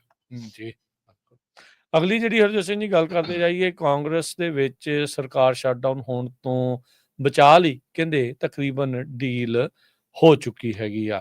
ਸੋ $100 ਬਿਲੀਅਨ ਦੀ ਕਹਿੰਦੇ ਵੀ ਇਹ ਜਿਹੜੀ ਡੀਲ ਆ ਡਿਜ਼ਾਸਟਰ ਏਡ ਨੂੰ ਲੈ ਕੇ ਉਹ ਬਣਾਈ ਆ। ਮਾਰਚ ਤੱਕ ਜਿਹੜੀ ਹੁਣ ਸਰਕਾਰ ਚੱਲਣ ਦੀ ਜਿਹੜੀ ਫੰਡਿੰਗ ਆ ਉਹ ਹੋਵੇਗੀ। ਇਸ ਵਾਰ ਤੁਸੀਂ ਸਭ ਨੇ ਨੋਟ ਕੀਤਾ ਹੋਣਾ, ਟਰੰਪ ਹੋਣਾ ਨੇ ਜਾਂ ਰਿਪਬਲਿਕਨ ਨੇ ਇੱਕ ਵਾਰੀ ਵੀ ਕੋਈ ਬਾਹੜੀ ਚੀਪ ਹੈ ਇਸ ਕਰਕੇ ਨਹੀਂ ਕੀਤੀ। ਉਹਨਾਂ ਨੂੰ ਪਤਾ ਵੀ ਜਨਵਰੀ ਦੇ ਵਿੱਚ ਉਹਨਾਂ ਨੇ ਸੱਤਾ ਨੂੰ ਜਿਹੜਾ ਉਹ ਸਾਂਭਣਾ, ਤੇ ਜੇ ਆਉਂਦਿਆਂ ਨੂੰ ਗਵਰਨਮੈਂਟ ਸ਼ਟਡਾਊਨ ਮਿਲੀ ਤਾਂ ਉਹਨਾਂ ਦੇ ਲਈ ਜਿਹੜੇ ਉਹ ਸੋਚ ਰਹੇ ਆ ਕੰਮ ਉਹ ਨਹੀਂ ਹੋਣਗੇ। ਸੋ ਇਸ ਵਾਰ ਜਿਹੜੀ 14 ਮਾਰਚ ਤੱਕ ਜਿਹੜੀ ਗਵਰਨਮੈਂਟ ਦੀ ਫੰਡਿੰਗ ਆ ਉਸ ਨੂੰ ਇਹਨਾਂ ਨੇ ਓਕੇ ਜਿਹੜਾ ਉਹ ਕਰ ਲਿਆ ਆ। ਜੇ ਸਾਈਨ ਹੋਣੇ ਬਾਕੀ ਆ, ਪਰ ਆਪਸ ਦੇ ਵਿੱਚ ਕਹਿੰਦੇ ਵੀ ਇਹਨਾਂ ਨੇ ਸਮਝੌਤਾ ਕਰ ਲਿਆ। ਹਾਊਸ ਦੇ ਜਿਹੜੇ GOP ਲੀਡਰਸ ਆ ਉਹਨਾਂ ਨੇ ਇਹ ਜਾਣਕਾਰੀ ਦਿੱਤੀ ਆ, ਕਹਿੰਦੇ ਵੀ $100 billion emergency aid disaster relief ਇਸ ਦੇ ਵਿੱਚ ਨਾਲ ਐਡ ਕੀਤੀ ਗਈ ਹੈਗੀ ਆ। ਈਅਰ ਐਂਡ ਪੈਕੇਜ ਦੇ ਵਿੱਚ ਕਹਿੰਦੇ ਕਾਂਗਰਸ ਜਦ ਇਸ ਨੂੰ ਜਿਹੜਾ ਕਲੀਅਰ ਕਰੂਗਾ, ਇਸ ਦੇ ਵਿੱਚ US ਦੀ ਜਿਹੜੀ ਇਨਵੈਸਟਮੈਂਟ ਚਾਈਨਾ 'ਚ ਰੋਕਣ ਦੀ ਗੱਲ, ਉਸ ਦੇ ਨਾਲ ਜਿਹੜਾ ਹੈਲਥ ਪ੍ਰੋਗਰਾਮਸ ਐਕਸਪਾਇਰ ਹੋ ਰਹੇ ਆ ਉਹਨਾਂ ਨੂੰ ਅੱਗੇ ਐਕਸਟੈਂਡ ਕਰਨ ਦੇ ਲਈ, ਫਾਰਮ ਬਿੱਲ ਨੂੰ 1 ਸਾਲ ਦੀ ਹੋਰ ਐਕਸਟੈਂਸ਼ਨ ਤੇ $10 billion economic assistance to farmer ਉਹ ਵੀ ਇਸ ਦੇ ਵਿੱਚ ਐਡ ਕੀਤੀ ਗਈ ਆ। ਇਹ ਬਿੱਲ ਦੇ ਵਿੱਚ ਕਹਿੰਦੇ ਵੀ ਈਅਰ ਰਾਉਂਡ ਤੇ permanent E15 ethanol sales nation wide ਉਸ ਨੂੰ ਵੀ ਹਰੀ ਝੰਡੀ ਦਿੱਤੀ ਗਈ ਹੈਗੀ ਹੈ। 4 ਵੱਖ-ਵੱਖ ਜਾਣੇ ਜਿਹੜੇ ਬਿੱਲ ਦੇ ਬਾਰੇ ਇਸ ਜਾਣਦੇ ਆ ਉਹਨਾਂ ਨੇ ਜਿਹੜੇ ਆ ਗੁਪਤ ਰਹਿਣ ਦੀ ਸ਼ਰਤ ਦੇ ਉੱਤੇ ਇਹ ਜਿਹੜੀ ਜਾਣਕਾਰੀ ਆ ਉਹ ਸਾਂਝੀ ਦਿੱਤੀ ਆ। ਸਪੀਕਰ ਮਾਈਕ ਜੌਨਸਨ ਉਹਨਾਂ ਨੇ ਕਿਹਾ ਵੀ ਅੱਜ ਇਸ ਦਾ ਜਿਹੜਾ ਫੁੱਲ ਟੈਕਸਟ ਆ ਇਸ ਬਿੱਲ ਦਾ ਉਹ ਰਿਲੀਜ਼ ਕੀਤਾ ਜਾਊਗਾ, ਤੇ ਨਾਲ ਉਹ ਕਹਿੰਦੇ ਵੀ ਮੈਂ ਤੁਹਾਨੂੰ ਇਹ ਪੱਕਾ ਨਹੀਂ ਕਰਦਾ, ਵਾਅਦਾ ਨਹੀਂ ਕਰਦਾ, ਵੀ 72 ਘੰਟੇ ਤੁਹਾਨੂੰ ਪੂਰੇ ਮੈਂ ਦਊਂਗਾ ਰਿਵਿਊ ਕਰਨ ਦੇ ਲਈ, ਮੈਜਰ ਨੂੰ ਜਿਹੜਾ ਉਹ ਪਾਸ ਕਰਨ ਦੇ ਲਈ। ਹੋ ਸਕਦਾ ਵੀ ਜਲਦੀ ਦੇ ਵਿੱਚ ਇਸ ਮੈਜਰ ਨੂੰ ਪਾਸ ਜਿਹੜਾ ਆ ਉਹ ਕਰ ਦਿੱਤਾ ਜਾਵੇ। ਸੋ ਮਾਰਚ ਮਹੀਨੇ ਤੱਕ ਗਵਰਨਮੈਂਟ ਸ਼ਟਡਾਊਨ ਹੋਣ ਤੋਂ ਜਿਹੜਾ ਬਚਾਅ ਹੋ ਸਕਦਾ ਆ। ਫੰਡਿੰਗ ਦੇ ਲਈ ਤਕਰੀਬਨ ਸਾਰੇ ਜਿਹੜੇ ਕਹਿ ਸਕਦੇ ਵੀ ਦੋਨੋਂ ਤਰਫੋਂ ਇਨਫ ਵੋਟਸ ਜਿਹੜੀਆਂ ਲੱਗਦਾ ਆ ਗਈਆਂ ਆ, ਜਿਹਦੇ ਕਰਕੇ ਇਹ ਹਾਊਸ ਦੇ ਲੀਡਰਸ ਆ ਉਹ ਕਹਿ ਰਹੇ ਆ ਵੀ ਸਾਡੀ ਡੀਲ ਜਿਹੜੀ ਉਹ ਬਣ ਚੁੱਕੀ ਹੈਗੀ ਆ। ਅਗਲੀ ਖਬਰ ਮੈਡੀਸਨ ਵਿਸਕੌਨਸਨ ਤੋਂ ਆ ਰਹੀ ਹੈ, ਜਿੱਥੇ ਕੱਲ ਆਪਾਂ ਤੁਹਾਡੇ ਨਾਲ ਖਬਰ ਸਾਂਝੀ ਕੀਤੀ ਸੀ ਵੀ ਇੱਕ ਉੱਥੇ ਦੇ ਹੀ ਸਕੂਲ ਦੀ 15 ਸਾਲਾਂ ਦੀ ਬੱਚੀ ਨੇ ਆਪਣੇ ਹੀ ਸਾਥੀਆਂ ਦੇ ਉੱਤੇ ਗੋਲੀਆਂ ਚਲਾ ਦਿੱਤੀਆਂ, ਜਿਹਦੇ ਨਾਲ ਇੱਕ ਸਟੂਡੈਂਟ ਦੀ ਤੇ ਇੱਕ ਟੀਚਰ ਦੀ ਜਿਹੜੀ ਮੌਤ ਹੋ ਗਈ। 6 ਜਾਣੇ ਜਿਹੜੇ ਪੂਰੀ ਤਰ੍ਹਾਂ ਫੱਟੜ ਵੀ ਹੋਏ ਸੀ। ਸੋ ਗੋਲੀ ਚਲਾਉਣ ਵਾਲੀ ਵੀ ਇੱਕ 16 ਸਾਲਾਂ ਦੀ ਸਟੂਡੈਂਟ ਹੀ ਸੀਗੀ, ਜਿਸਨੇ ਆਪਣੇ ਆਪ ਤੇ ਫਿਰ ਬਾਅਦ ਦੇ ਵਿੱਚ ਗੋਲੀ ਮਾਰ ਲਈ ਤੇ ਉਸ ਦੀ ਮੌਤ ਹੋ ਗਈ। ਅਬੰਡੈਂਟ ਲਾਈਫ ਕ੍ਰਿਸਚੀਅਨ ਸਕੂਲ ਜੋ ਵਿਸਕੌਨਸਨ ਦੀ ਕੈਪੀਟਲ ਮੈਡੀਸਨ ਦੇ ਵਿੱਚ ਹੈਗਾ ਆ, K through 12 ਸਕੂਲ ਆ, ਉੱਥੇ ਇਹ ਸਾਰੀ ਜਿਹੜੀ ਘਟਨਾ ਵਾਪਰੀ ਸੀਗੀ। ਪੁਲਿਸ ਚੀਫ ਸ਼ੌਨ ਵਾਰਨਸ ਨੇ ਆਇਡੈਂਟੀਫਾਈ ਕੀਤਾ ਆ ਵੀ ਜਿਹੜੀ ਸ਼ੂਟਰ ਆ ਨੈਟਲੀ ਰੋਪਨੋਵ, ਉਸ ਨੂੰ ਜਿਹੜਾ ਨਿਕਨੇਮ ਆ ਉਹਦਾ ਸਮੰਥਾ ਕਰਕੇ ਜਾਣਿਆ ਜਾਂਦਾ ਸੀ, ਉਸ ਨੇ ਜਿਹੜੀਆਂ ਗੋਲੀਆਂ ਚਲਾਈਆਂ ਸੀਗੀਆਂ। ਸੋ ਪੁਲਿਸ ਮੌਕੇ ਤੇ ਬਹੁਤ ਜਲਦੀ ਪਹੁੰਚ ਗਈ, ਜਿਹਦੇ ਨਾਲ ਹੋਰ ਜਿਹੜਾ ਨੁਕਸਾਨ ਹੋਣੋਂ ਜਿਹੜਾ ਬਚ ਗਿਆ। 250 ਦੇ ਕਰੀਬ ਜਿਹੜੇ ਪਰਿਵਾਰ ਹੈਗੇ ਆ ਇਸ ਏਰੀਏ ਦੇ ਵਿੱਚ, ਉਹਨਾਂ ਦੇ ਬੱਚੇ ਇਸ ਸਕੂਲ ਦੇ ਵਿੱਚ ਪੜ੍ਹਦੇ ਹੈਗੇ ਆ। ਜੀ ਬਿਲਕੁਲ ਹਰਜੋਤ ਸਿੰਘ ਜੀ, ਜਿਹੜੀਆਂ ਹੋਰ ਜਾਣਕਾਰੀਆਂ ਇਸ ਕੁੜੀ ਦੇ ਬਾਬਤ ਜਿਹੜੀਆਂ ਪਤਾ ਲੱਗ ਰਹੀਆਂ, ਪਹਿਲਾਂ ਇਸ ਨੂੰ 17 ਸਾਲ ਦੀ ਦੱਸਿਆ ਜਾ ਰਿਹਾ ਸੀ, ਪਰ ਇਸ ਦਾ ਇੱਕ ਮੈਨੀਫੈਸਟੋ ਵੀ ਸਾਹਮਣੇ ਆਇਆ ਆ। 6 ਪੇਜਾਂ ਦਾ ਇਸਨੇ ਮੈਨੀਫੈਸਟੋ ਲਿਖਿਆ, ਵਾਰ ਅਗੇਂਸਟ ਹਿਊਮੈਨਿਟੀ। ਉਸ ਦੇ ਵਿੱਚ ਟਰਕੀ ਦੇ ਵਿੱਚ ਇਸ ਤਰੀਕੇ ਦੀ ਕਤਲੋਗਾਰਤ ਕਰਨ ਵਾਲਾ ਇੱਕ ਮੁੰਡਾ, ਉਸ ਨੂੰ ਇਹ ਆਪਣਾ ਸੰਤ ਮੰਨਦੀ ਆ। ਉਹ ਉਸ ਤੋਂ ਬਹੁਤ ਜ਼ਿਆਦਾ ਪ੍ਰਭਾਵਿਤ ਹੈਗੀ ਆ। ਉਸਦਾ ਜਿਹੜਾ ਬॉयਫ੍ਰੈਂਡ ਆ ਇਸ ਸਮੈਂਥਾ ਰੁਪਨਾਵ ਦਾ, ਉਸਨੇ ਜਿਹੜੀ ਉਹ ਜਾਣਕਾਰੀ ਦਿੱਤੀ ਆ। ਅਬੰਡੈਂਟ ਲਾਈਫ ਜਿਹੜਾ ਸਕੂਲ ਆ ਜਿੱਥੇ ਗੋਲੀकांड ਵਾਪਰੇ, ਉੱਥੇ ਦੀ ਹੀ ਇਹ ਸਟੂਡੈਂਟ ਸੀ। 7 ਨਵੰਬਰ 2009 ਦੇ ਵਿੱਚ ਇਸ ਦਾ ਜਿਹੜਾ ਉਹ ਜਨਮ ਹੋਇਆ ਸੀਗਾ। ਇਹ ਕਹਿੰਦੇ ਵੀ ਇਹਦੇ ਪਰਿਵਾਰ ਦੇ ਨਾਲ ਇਹਦੇ ਆਪਣੇ ਰਿਸ਼ਤੇ ਕੋਈ ਬਾੜੇ ਚੰਗੇ ਨਹੀਂ ਆ। ਆਪਣੇ ਪਰਿਵਾਰ ਵਾਲਿਆਂ ਨੂੰ ਸਕਮ ਕੂੜਾ ਕਰਕਟ ਦੇ ਤੌਰ ਦੇ ਉੱਤੇ ਉਹ ਦੇਖਦੀ ਆ। ਕਹਿੰਦੇ ਵੀ ਮੈਂ ਮੈਨੂਪੂਲੇਸ਼ਨ ਕਰਕੇ, ਆਪਣੇ ਪਿਓ ਦੀ ਕਹਿੰਦੇ ਸਟੂਪਿਡਿਟੀ ਦੇ ਕਰਕੇ ਬੰਦੂਕਾਂ ਤੱਕ ਜਿਹੜਾ ਉਹ ਪਹੁੰਚ ਸਕੀ, ਜਿਸ ਤੋਂ ਬਾਅਦ ਦੇ ਵਿੱਚ ਇਸਨੇ ਅੰਜਾਮ ਲਿਆ।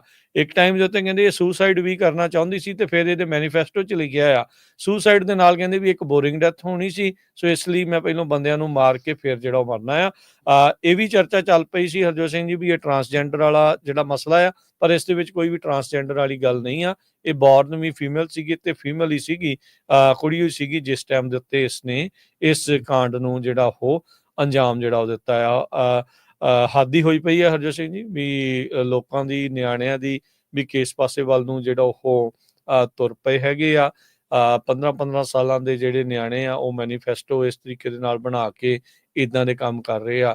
ਇੱਕ ਆਪਾਂ 14-15 ਸਾਲਾਂ ਦੇ ਉਹਨਾਂ ਮੁੰਡਿਆਂ ਦੇ ਅਜੇ ਵਿਯੋਗ ਦੇ ਵਿੱਚ ਆ, ਉਸ ਸ਼ੋਕ ਦੇ ਵਿੱਚ ਆ, ਜੋ ਬੀਤੇ ਦਿਨੀ ਆਪਣੇ ਇੱਥੇ ਫ੍ਰੈਜ਼ਨੋ ਦੇ ਵਿੱਚ ਐਕਸੀਡੈਂਟ 'ਚ ਮਾਰੇ ਗਏ ਸੀਗੇ, ਤੇ ਇੱਕ ਪਾਸੇ ਇਹ 15 ਸਾਲਾਂ ਦੀ ਜਿਹੜੀ ਉਹ ਕੁੜੀ ਹੈਗੀ ਆ। ਸੋ ਇਹ ਕੀ ਕੁਛ ਜਿਹੜਾ ਉਹ ਦੁਨੀਆ ਭਰ ਦੇ ਵਿੱਚ ਚੱਲ ਰਿਹਾ ਆ, ਕਹਿ ਨਹੀਂ ਜਿਹੜਾ ਉਹ ਤੁਸੀਂ ਸਕਦੇ। ਇਸਨੇ ਆਪਣੇ ਆਪ ਨੂੰ ਗੋਲੀकांड ਨੂੰ ਅੰਜਾਮ ਦੇਣ ਤੋਂ ਬਾਅਦ ਚ ਆਪਣੇ ਆਪ ਨੂੰ ਵੀ ਜਿਹੜਾ ਉੱਤੇ ਮਾਰ ਮੁਕਾਇਆ ਸੀਗਾ।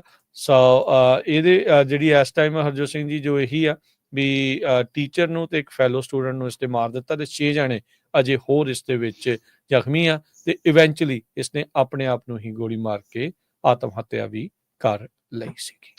ਵਾਸ਼ਿੰਗਟਨ ਪੋਸਟ ਦੇ ਟਰੈਕਰ ਦੇ ਮੁਤਾਬਕ ਕਹਿੰਦੇ ਪਈ ਜਦੋਂ ਲਾਸਟ ਟਾਈਮ 1999 ਦੇ ਵਿੱਚ ਕੋਲੰਬਾਈਨ ਹਾਈ ਸਕੂਲ ਦੇ ਵਿੱਚ ਮੈਸਕਰ ਹੋਇਆ ਸੀ, ਜਦੋਂ ਉੱਥੇ ਮਾਸ ਸ਼ੂਟਿੰਗ ਹੋਈ ਸੀ ਜਿਹਦੇ ਨਾਲ 20 ਬੱਚਿਆਂ ਦੀ ਮੌਤ ਹੋਈ ਸੀ, ਉਸ ਤੋਂ ਲੈ ਕੇ ਹੁਣ ਤੱਕ 400 ਸਕੂਲ ਸ਼ੂਟਿੰਗ ਯੂਐਸਏ 'ਚ ਹੋ ਚੁੱਕੀਆਂ ਹੈ।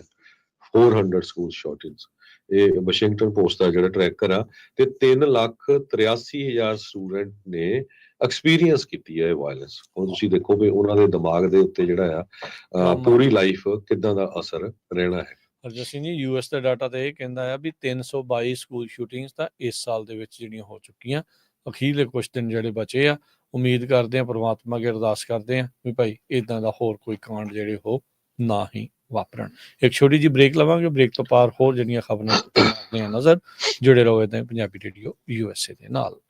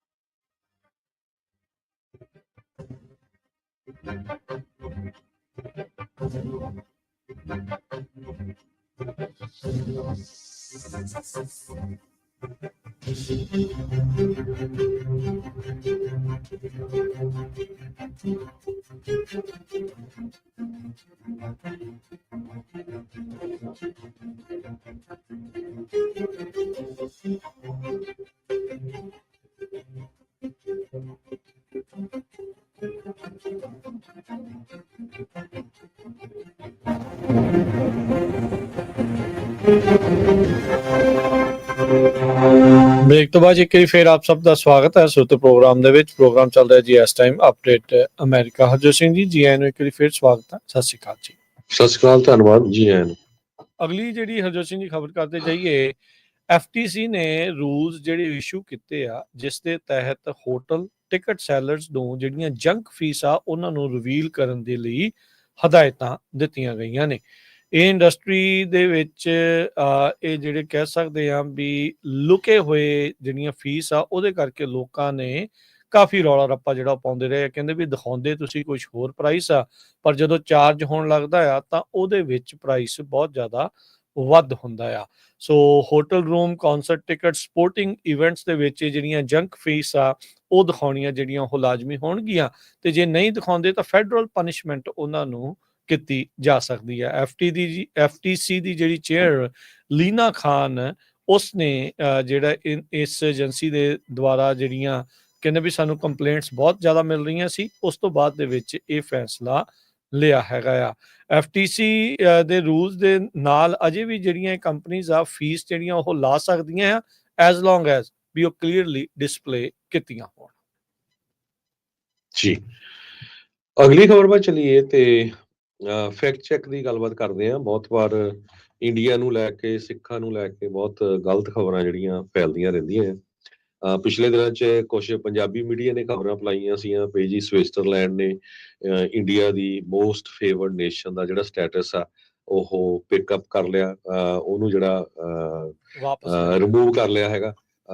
ਉਸ ਤੋਂ ਬਾਅਦ ਇੰਡੀਆ ਦੇ ਕੁਝ ਅਖਬਾਰਾਂ ਨੇ, ਜਿਹਦੇ ਵਿੱਚ ਹਿੰਦੁਸਤਾਨ ਟਾਈਮਜ਼ ਆਫ ਇੰਡੀਆ, ਉਹਨਾਂ ਨੇ ਵੀ ਇਦਾਂ ਦੀਆਂ ਖਬਰਾਂ ਲਾਈਆਂ ਪਈ DFRAC ਇੱਕ ਜਿਹੜੀ ਆਰਗੇਨਾਈਜੇਸ਼ਨ ਆ ਜੋ ਚੈੱਕ ਕਰਦੀ ਹੈਗੀ ਆ, ਫੈਕਟ ਚੈੱਕ ਕਰਦੀ ਆ, ਉਹਨਾਂ ਨੇ ਕਿਹਾ ਵੀ ਇਦਾਂ ਦੀ ਕੋਈ ਗੱਲਬਾਤ ਨਹੀਂ ਸੀ। ਹਾਲਾਂਕਿ ਅਖਬਾਰਾਂ ਦੇ ਵਿੱਚ ਇਹ ਕਿਹਾ ਗਿਆ ਸੀ ਵੀ 10% ਜਿਹੜੀਆਂ ਇੰਡੀਅਨ ਐਂਟੀਟੀਜ਼ ਆ ਉਹਨਾਂ ਦੇ ਜਿਹੜੇ ਡਿਵੀਡੈਂਡਸ ਦੇ ਉੱਤੇ ਲਾਏ ਗਏ ਹੈਗੇ ਆ ਸਵਿਟਜ਼ਰਲੈਂਡ ਵੱਲੋਂ। ਇਹ ਬਾਅਦ ਦੇ ਵਿੱਚ ਜਿਹੜੀ ਖਬਰ ਆ ਇਹ ਝੂਠੀ ਪਾਈ ਗਈ ਹੈਗੀ ਆ। ਸੋ ਬਹੁਤ ਵਾਰ ਸੋਸ਼ਲ ਮੀਡੀਆ ਦੇ ਉੱਤੇ ਜਿਹੜੀਆਂ ਖਬਰਾਂ ਆ ਉਹ ਝੂਠੀਆਂ ਹੁੰਦੀਆਂ। ਸੋ ਸੁਣਨ ਤੋਂ, ਦੇਖਣ ਤੋਂ ਪਹਿਲਾਂ ਉਹਨਾਂ ਨੂੰ ਜ਼ਰੂਰ ਵੈਰੀਫਾਈ ਜ਼ਰੂਰ ਕਰ ਲਿਆ ਕਰੋ। ਅੱਜ ਕੱਲ ਸਿੱਖਾਂ ਦੇ ਇਸ਼ੂ ਨੂੰ ਲੈ ਕੇ ਬਹੁਤ ਸਾਰੇ ਹੋਰ ਵੀ ਜਿਹੜੇ ਮੀਡੀਆ ਆ ਉਹ ਇੱਕਦਮ ਇਦਾਂ ਦੀ ਖਬਰ ਲਾ ਦਿੰਦੇ ਆ ਵੀ ਇਸ ਰੀਜ਼ਨ ਕਰਕੇ ਇਹ ਹੋਇਆ। ਸਵਿਟਜ਼ਰਲੈਂਡ ਵਾਲਾ ਵੀ ਇਹ ਕੀਤਾ ਸੀ ਉਹਨਾਂ ਨੇ ਵੀ ਜਿਹੜਾ most favoured nation status in response to targeting of Sikh communities in Europe, ਉਹਦੇ ਕਰਕੇ ਕੀਤਾ ਗਿਆ ਆ। ਪਰ ਬਾਅਦ ਦੇ ਵਿੱਚ ਇਹ ਪਤਾ ਚੱਲਿਆ ਵੀ ਨਹੀਂ, ਇਹ ਖਬਰ ਝੂਠੀ ਹੈਗੀ ਜੀ। ਡਮਾਸਕਸ ਦੇ ਵਿੱਚ 12 ਸਾਲਾਂ ਬਾਅਦ ਪਹਿਲੀ ਵਾਰ ਫਰਾਂਸ ਨੇ ਆਪਣਾ ਜਿਹੜਾ ਪਰਚਮ ਆ ਉਹ ਦੁਬਾਰਾ ਲਹਿਰਾਇਆ ਆ। ਕਹਿੰਦੇ ਅੰਬੈਸੀ ਨੂੰ ਨਵੇਂ ਸੀਰੀਆ ਦੀ ਅਥਾਰਟੀਜ਼ ਦੇ ਅੰਡਰ ਜਿਹੜਾ ਉੱਥੇ ਹੁਣ ਚਲਾਇਆ ਜਾਊਗਾ, ਉੱਥੇ ਹੋਊਗਾ। ਜਿੰਨਾ ਚਿਰ ਬਸ਼ਰ ਅਲ ਅਸਾਦ ਰਾਸ਼ਟਰਪਤੀ ਸੀਗਾ ਉਨੀ ਦੇਰ ਤੱਕ ਫਰਾਂਸ ਦੀ ਕਹਿੰਦੇ ਆ ਵੀ ਉੱਥੇ ਅੰਬੈਸੀ ਵੀ ਬੰਦ ਜਿਹੜੀ ਉਹ ਰਹੀ ਸੀ। ਪਰ 12 ਸਾਲਾਂ ਬਾਅਦ ਫਰਾਂਸ ਨੇ ਆਪਣੀ ਇੱਕ ਹਿਸਾਬ ਦੇ ਨਾਲ ਅੰਬੈਸੀ ਨੂੰ ਮੁੜ ਦੁਬਾਰਾ ਜਿਹੜਾ ਉਹ ਚਾਲੂ ਕੀਤਾ ਆ। ਨਵੀਆਂ ਜਿਹੜੀਆਂ ਸੀਰੀਆ ਦੇ ਅਧਿਕਾਰੀ ਅਥਾਰਟੀਜ਼ ਆ ਉਹ ਕਹਿੰਦੇ ਵੈਸਟ ਦੇ ਨਾਲ ਕੰਟੈਕਟ ਦੇ ਵਿੱਚ ਨੇ, ਗੱਲਬਾਤ ਜਿਹੜੀ ਉਹ ਕਰ ਰਹੇ ਆ। ਉਧਰ UK ਦੇ ਜਿਹੜੇ ਡਿਪਲੋਮੈਟ ਆ ਉਹ ਵੀ ਸੀਰੀਅਨ ਨਵੇਂ ਜਿਹੜੇ ਲੀਡਰ ਆ ਉਹਨਾਂ ਦੇ ਨਾਲ ਮੁਲਾਕਾਤ ਕੀਤੀ ਹੈਗੀ ਆ। ਸੋ ਸੀਰੀਆ ਦੇ ਪ੍ਰਾਈਮ ਮਿਨਿਸਟਰ ਨੇ ਕਿਹਾ ਵੀ ਸਾਡੇ ਜਿਹੜੇ ਫੋਰਨ ਰਿਜ਼ਰਵ ਆ ਉਹ ਬਹੁਤ ਘੱਟ ਨੇ ਤੇ ਸਾਡੇ ਉੱਤੇ ਜਿਹੜੀਆਂ ਸੈਂਕਸ਼ਨਸ ਲੱਗੀਆਂ ਆ ਉਹਨਾਂ ਨੂੰ ਲਿਫਟ ਜਿਹੜਾ ਉਹ ਕੀਤਾ ਜਾਵੇ ਤਾਂ ਜੋ ਜਿਹੜੇ ਫਾਈਨੈਂਸ਼ੀਅਲ ਹਾਲਾਤ ਨੇ ਸਾਡੇ ਮੁਲਕ ਦੇ ਸੁਧਰ ਸਕਣ।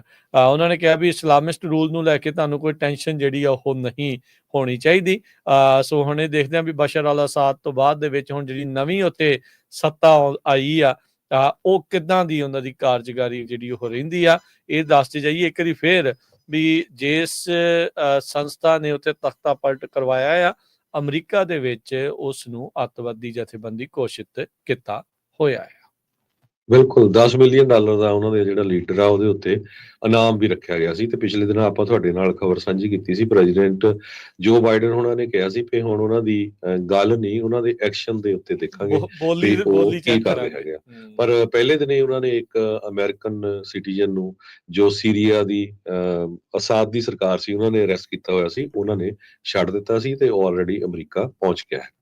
ਜੀ ਬਿਲਕੁਲ। ਸੋ ਹਰਜੋਤ ਸਿੰਘ ਜੀ, ਸਮਾਂ ਆਪਣਾ ਸਮਾਪਤ ਆ। ਜਾਂਦੇ ਜਾਂਦੇ ਡਰੋਨਸ ਦਾ ਜੇ ਦੱਸਦੇ ਜਾਈਏ ਵੀ ਕੀ ਕੁਛ ਜਿਹੜਾ ਉਸ ਦੇ ਵਿੱਚ ਅਪਡੇਟ ਨਵੀਂ ਚੱਲ ਰਹੀ ਆ।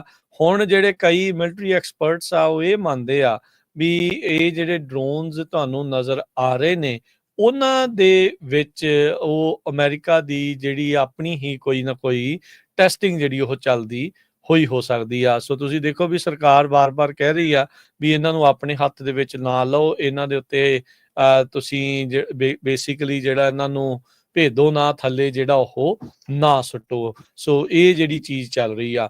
ਉਧਰ ਇੱਕ ਵੱਖਰੇ ਡਰੋਨ ਹਮਲੇ ਦੇ ਮਾਮਲੇ ਦੇ ਵਿੱਚ ਜਿਹੜਾ ਓਹਾਇਓ ਦੇ ਨਜ਼ਦੀਕ 에ਅਰਫੋਰਸ ਬੇਸ ਦੇ ਲਾਗੇ ਹੋਇਆ ਸੀ, ਕਹਿੰਦੇ ਵੀ ਉੱਥੇ ਜਿਹੜੀ ਰਿਪੋਰਟ ਕੀਤੀ ਗਈ ਸੀ ਸਾਈਟਿੰਗ, ਉਸ ਨੂੰ ਜਿਹੜਾ ਉਹ ਇਸ ਟਾਈਮ ਚੈੱਕ ਕੀਤਾ ਜਾ ਰਿਹਾ ਆ। ਉਧਰ ਜਾਰਡਨ ਦੇ ਵਿੱਚ ਡਰੋਨ ਦੇ ਨਾਲ ਯੂਐਸ ਸੋਲਜਰ ਦੇ ਉੱਤੇ ਹਮਲਾ ਕਰਨ ਦੇ ਦੋਸ਼ ਦੇ ਵਿੱਚ 2 ਜਾਣਿਆਂ ਦੇ ਉੱਤੇ ਜਿਹੜੇ ਚਾਰजेस ਆ ਡਿਪਾਰਟਮੈਂਟ ਆਫ ਜਸਟਿਸ ਦੇ ਦੁਆਰਾ ਲਗਾਏ ਗਏ ਨੇ। ਮਾਹਦੀ ਮੁਹੰਮਦ ਸਦੇਗੀ 42 ਸਾਲ ਤੇ ਜਿਹੜਾ ਕਿ ਯੂਐਸ ਇਰਾਨੀਅਨ ਨੈਸ਼ਨਲ ਹੈਗਾ ਮੈਸੇਚਿਊਸਟ ਤੋਂ, ਤੇ ਮੁਹੰਮਦ ਅਬੀਦੀਨੀ 38 ਸਾਲਾਂ ਦਾ ਜੋ ਕਿ ਤਹਿਰਾਨ ਈਰਾਨ ਤੋਂ ਆ। ਇਹਨਾਂ ਦੋਨਾਂ ਨੂੰ ਨਾਮਜ਼ਦ ਇਸ ਹਮਲੇ ਦੇ ਵਿੱਚ ਕੀਤਾ ਗਿਆ ਆ। ਇਰਾਕੀ ਮਿਲਸ਼ੀਆ ਗਰੁੱਪ ਜਿਹੜਾ ਕਿ ਈਰਾਨ ਦੇ ਦੁਆਰਾ ਜਿਨ੍ਹਾਂ ਨੂੰ ਬੈਕਿੰਗ ਮਿਲੀ ਸੀ, ਉਹਨਾਂ ਨੇ 28 ਜਨਵਰੀ ਨੂੰ ਇਹ ਡਰੋਨ ਦੇ ਨਾਲ ਹਮਲਾ ਕੀਤਾ ਸੀਗਾ ਜੀ। ਤੇ ਹਰਜੋਤ ਸਿੰਘ ਜੀ, ਸਮਾਂ ਆਪਣੇ ਪ੍ਰੋਗਰਾਮ ਦਾ ਸਮਾਪਤ ਹੈ। ਇਸ ਤੋਂ ਅਗਲਾ ਪ੍ਰੋਗਰਾਮ ਮਸੂਦ ਮਲੀ ਹੋਣਾ ਦੇ ਨਾਲ ਤੁਸੀਂ 11:30 ਵਜੇ ਤੱਕ ਜਿਹੜਾ ਉਹ ਸੁਣੋਗੇ, ਤੇ 11:30 ਤੋਂ 1 ਵਜੇ ਦੇ ਵਿੱਚ ਪ੍ਰੋਗਰਾਮ ਨਜ਼ਰੀਆ, 1 ਤੋਂ ਲੈ ਕੇ 2 ਵਜੇ ਤੱਕ ਕੁਝ ਗੱਲਾਂ ਕੁਝ ਗੀਤ, 2 ਤੋਂ 2:30 ਮਨਦੀਪ ਪੁਨੀਆ ਦੇ ਨਾਲ ਪ੍ਰੋਗਰਾਮ ਬਿਯੋਂਡ ਦਾ ਹੈਡਲਾਈਨ, 2:30 ਤੋਂ 3 ਰਿਸ਼ਤੇ ਹੀ ਰਿਸ਼ਤੇ, 3 ਤੋਂ 4 ਪ੍ਰੋਗਰਾਮ ਅਪਡੇਟ ਫਾਰਮਿੰਗ ਖੇਤੀਬਾੜੀ ਦੇ ਨਾਲ ਜੁੜਿਆ ਪ੍ਰੋਗਰਾਮ ਆਵੇਗਾ, ਤੇ ਫਿਰ 4 ਤੋਂ ਲੈ ਕੇ 5:30 ਵਜੇ ਤੱਕ ਸਿਹਤ ਸੰਭਾਲ ਦਾ ਜਿਹੜਾ ਪ੍ਰੋਗਰਾਮ ਆ ਉਹ ਤੁਹਾਡੇ ਲਈ ਜਿਹੜਾ ਉਹ ਪੇਸ਼ ਕੀਤਾ ਜਿਹੜਾ ਹੋ ਜਾਵੇਗਾ। 5:40 ਦੇ ਉੱਤੇ ਅਪਡੇਟ ਕੈਲੀਫੋਰਨੀਆ, 6 ਤੋਂ 8 ਗੁਰਬਾਣੀ ਦੇ ਸ਼ਾਮ ਦੇ ਦੀਵਾਨ, ਜਿੱਥੇ ਚਮਕੌਰ ਸਾਹਿਬ ਦੇ ਨਾਲ ਉਸ ਗੜੀ ਦੀ ਉਸ ਇਤਿਹਾਸਿਕ ਮਰਹਲਿਆਂ ਦੀ ਜੋ ਸ਼ਹੀਦੀਆਂ ਹੋਈਆਂ ਨੇ, ਜੋ ਪਰਿਵਾਰ ਵਿਛੋੜਾ ਹੋਇਆ ਆ, ਉਸ ਦੀ ਜਿਹੜੀ ਕਥਾ ਲੜੀਵਾਰ ਚੱਲ ਰਹੀ ਆ, ਉਸ ਦਾ ਅਗਲਾ ਭਾਗ ਜਿਹੜਾ ਉਹ ਅੱਜ ਆਪਾਂ ਸਰਵਣ ਕਰਾਂਗੇ। ਤੇ ਫਿਰ 8 ਵਜੇ ਦੀਪਕ ਸ਼ਰਮਾ ਚਨਾਰਥਲ ਹੋਣਾ ਦੇ ਨਾਲ ਜਿਹੜਾ ਪ੍ਰੋਗਰਾਮ ਖਬਰ ਤੇ ਨਜ਼ਰ ਜਿਹੜਾ ਉਹ ਲੈ ਕੇ ਹਾਜ਼ਰ ਹੋਵਾਂਗੇ। ਤੇ ਫਿਰ ਰਾਤ 10 ਵਜੇ ਤੱਕ ਪ੍ਰੋਗਰਾਮ ਚੱਲੇਗਾ ਕਦੀ ਤੇ ਹੱਸ ਬੋਲਵੇ ਮਸੂਦ ਮਲੀ ਹੋਣਾ ਨਾਲ, ਤੇ ਫਿਰ ਪ੍ਰੋਗਰਾਮ ਤੁਹਾਡੇ ਲਈ ਪੇਸ਼ ਕੀਤੇ ਜਾਣਗੇ ਲਗਾਤਾਰ ਇਦਾਂ ਹੀ 24 ਘੰਟੇ 27 ਦਿਨ। ਤੇ ਹੁਣ ਆਪਾਂ ਲੈਣੇ ਆ ਜੀ ਇਜਾਜ਼ਤ, ਮੇਰੇ ਰਾਜਕਰਮਵੀਰ ਸਿੰਘ ਵੱਲੋਂ ਤੇ ਹਰਜੋਤ ਸਿੰਘ ਵੱਲੋਂ ਸਭ ਨੂੰ ਪਿਆਰ ਸਤਿਕਾਰ ਸੈਨਿਕੀ ਜਹੀ ਸਤਿ ਸ੍ਰੀ ਅਕਾਲ। ਜਿਉਂਦੇ ਵਾਸਤੇ ਰਹੋ, ਹਾਸੇ ਖੇਲਦੇ ਰਹੋ, ਸੁਣਦੇ ਰਹੋ, ਦੇਖਦੇ ਰਹੋ ਪੰਜਾਬੀ ਰੇਡੀਓ ਯੂਐਸ।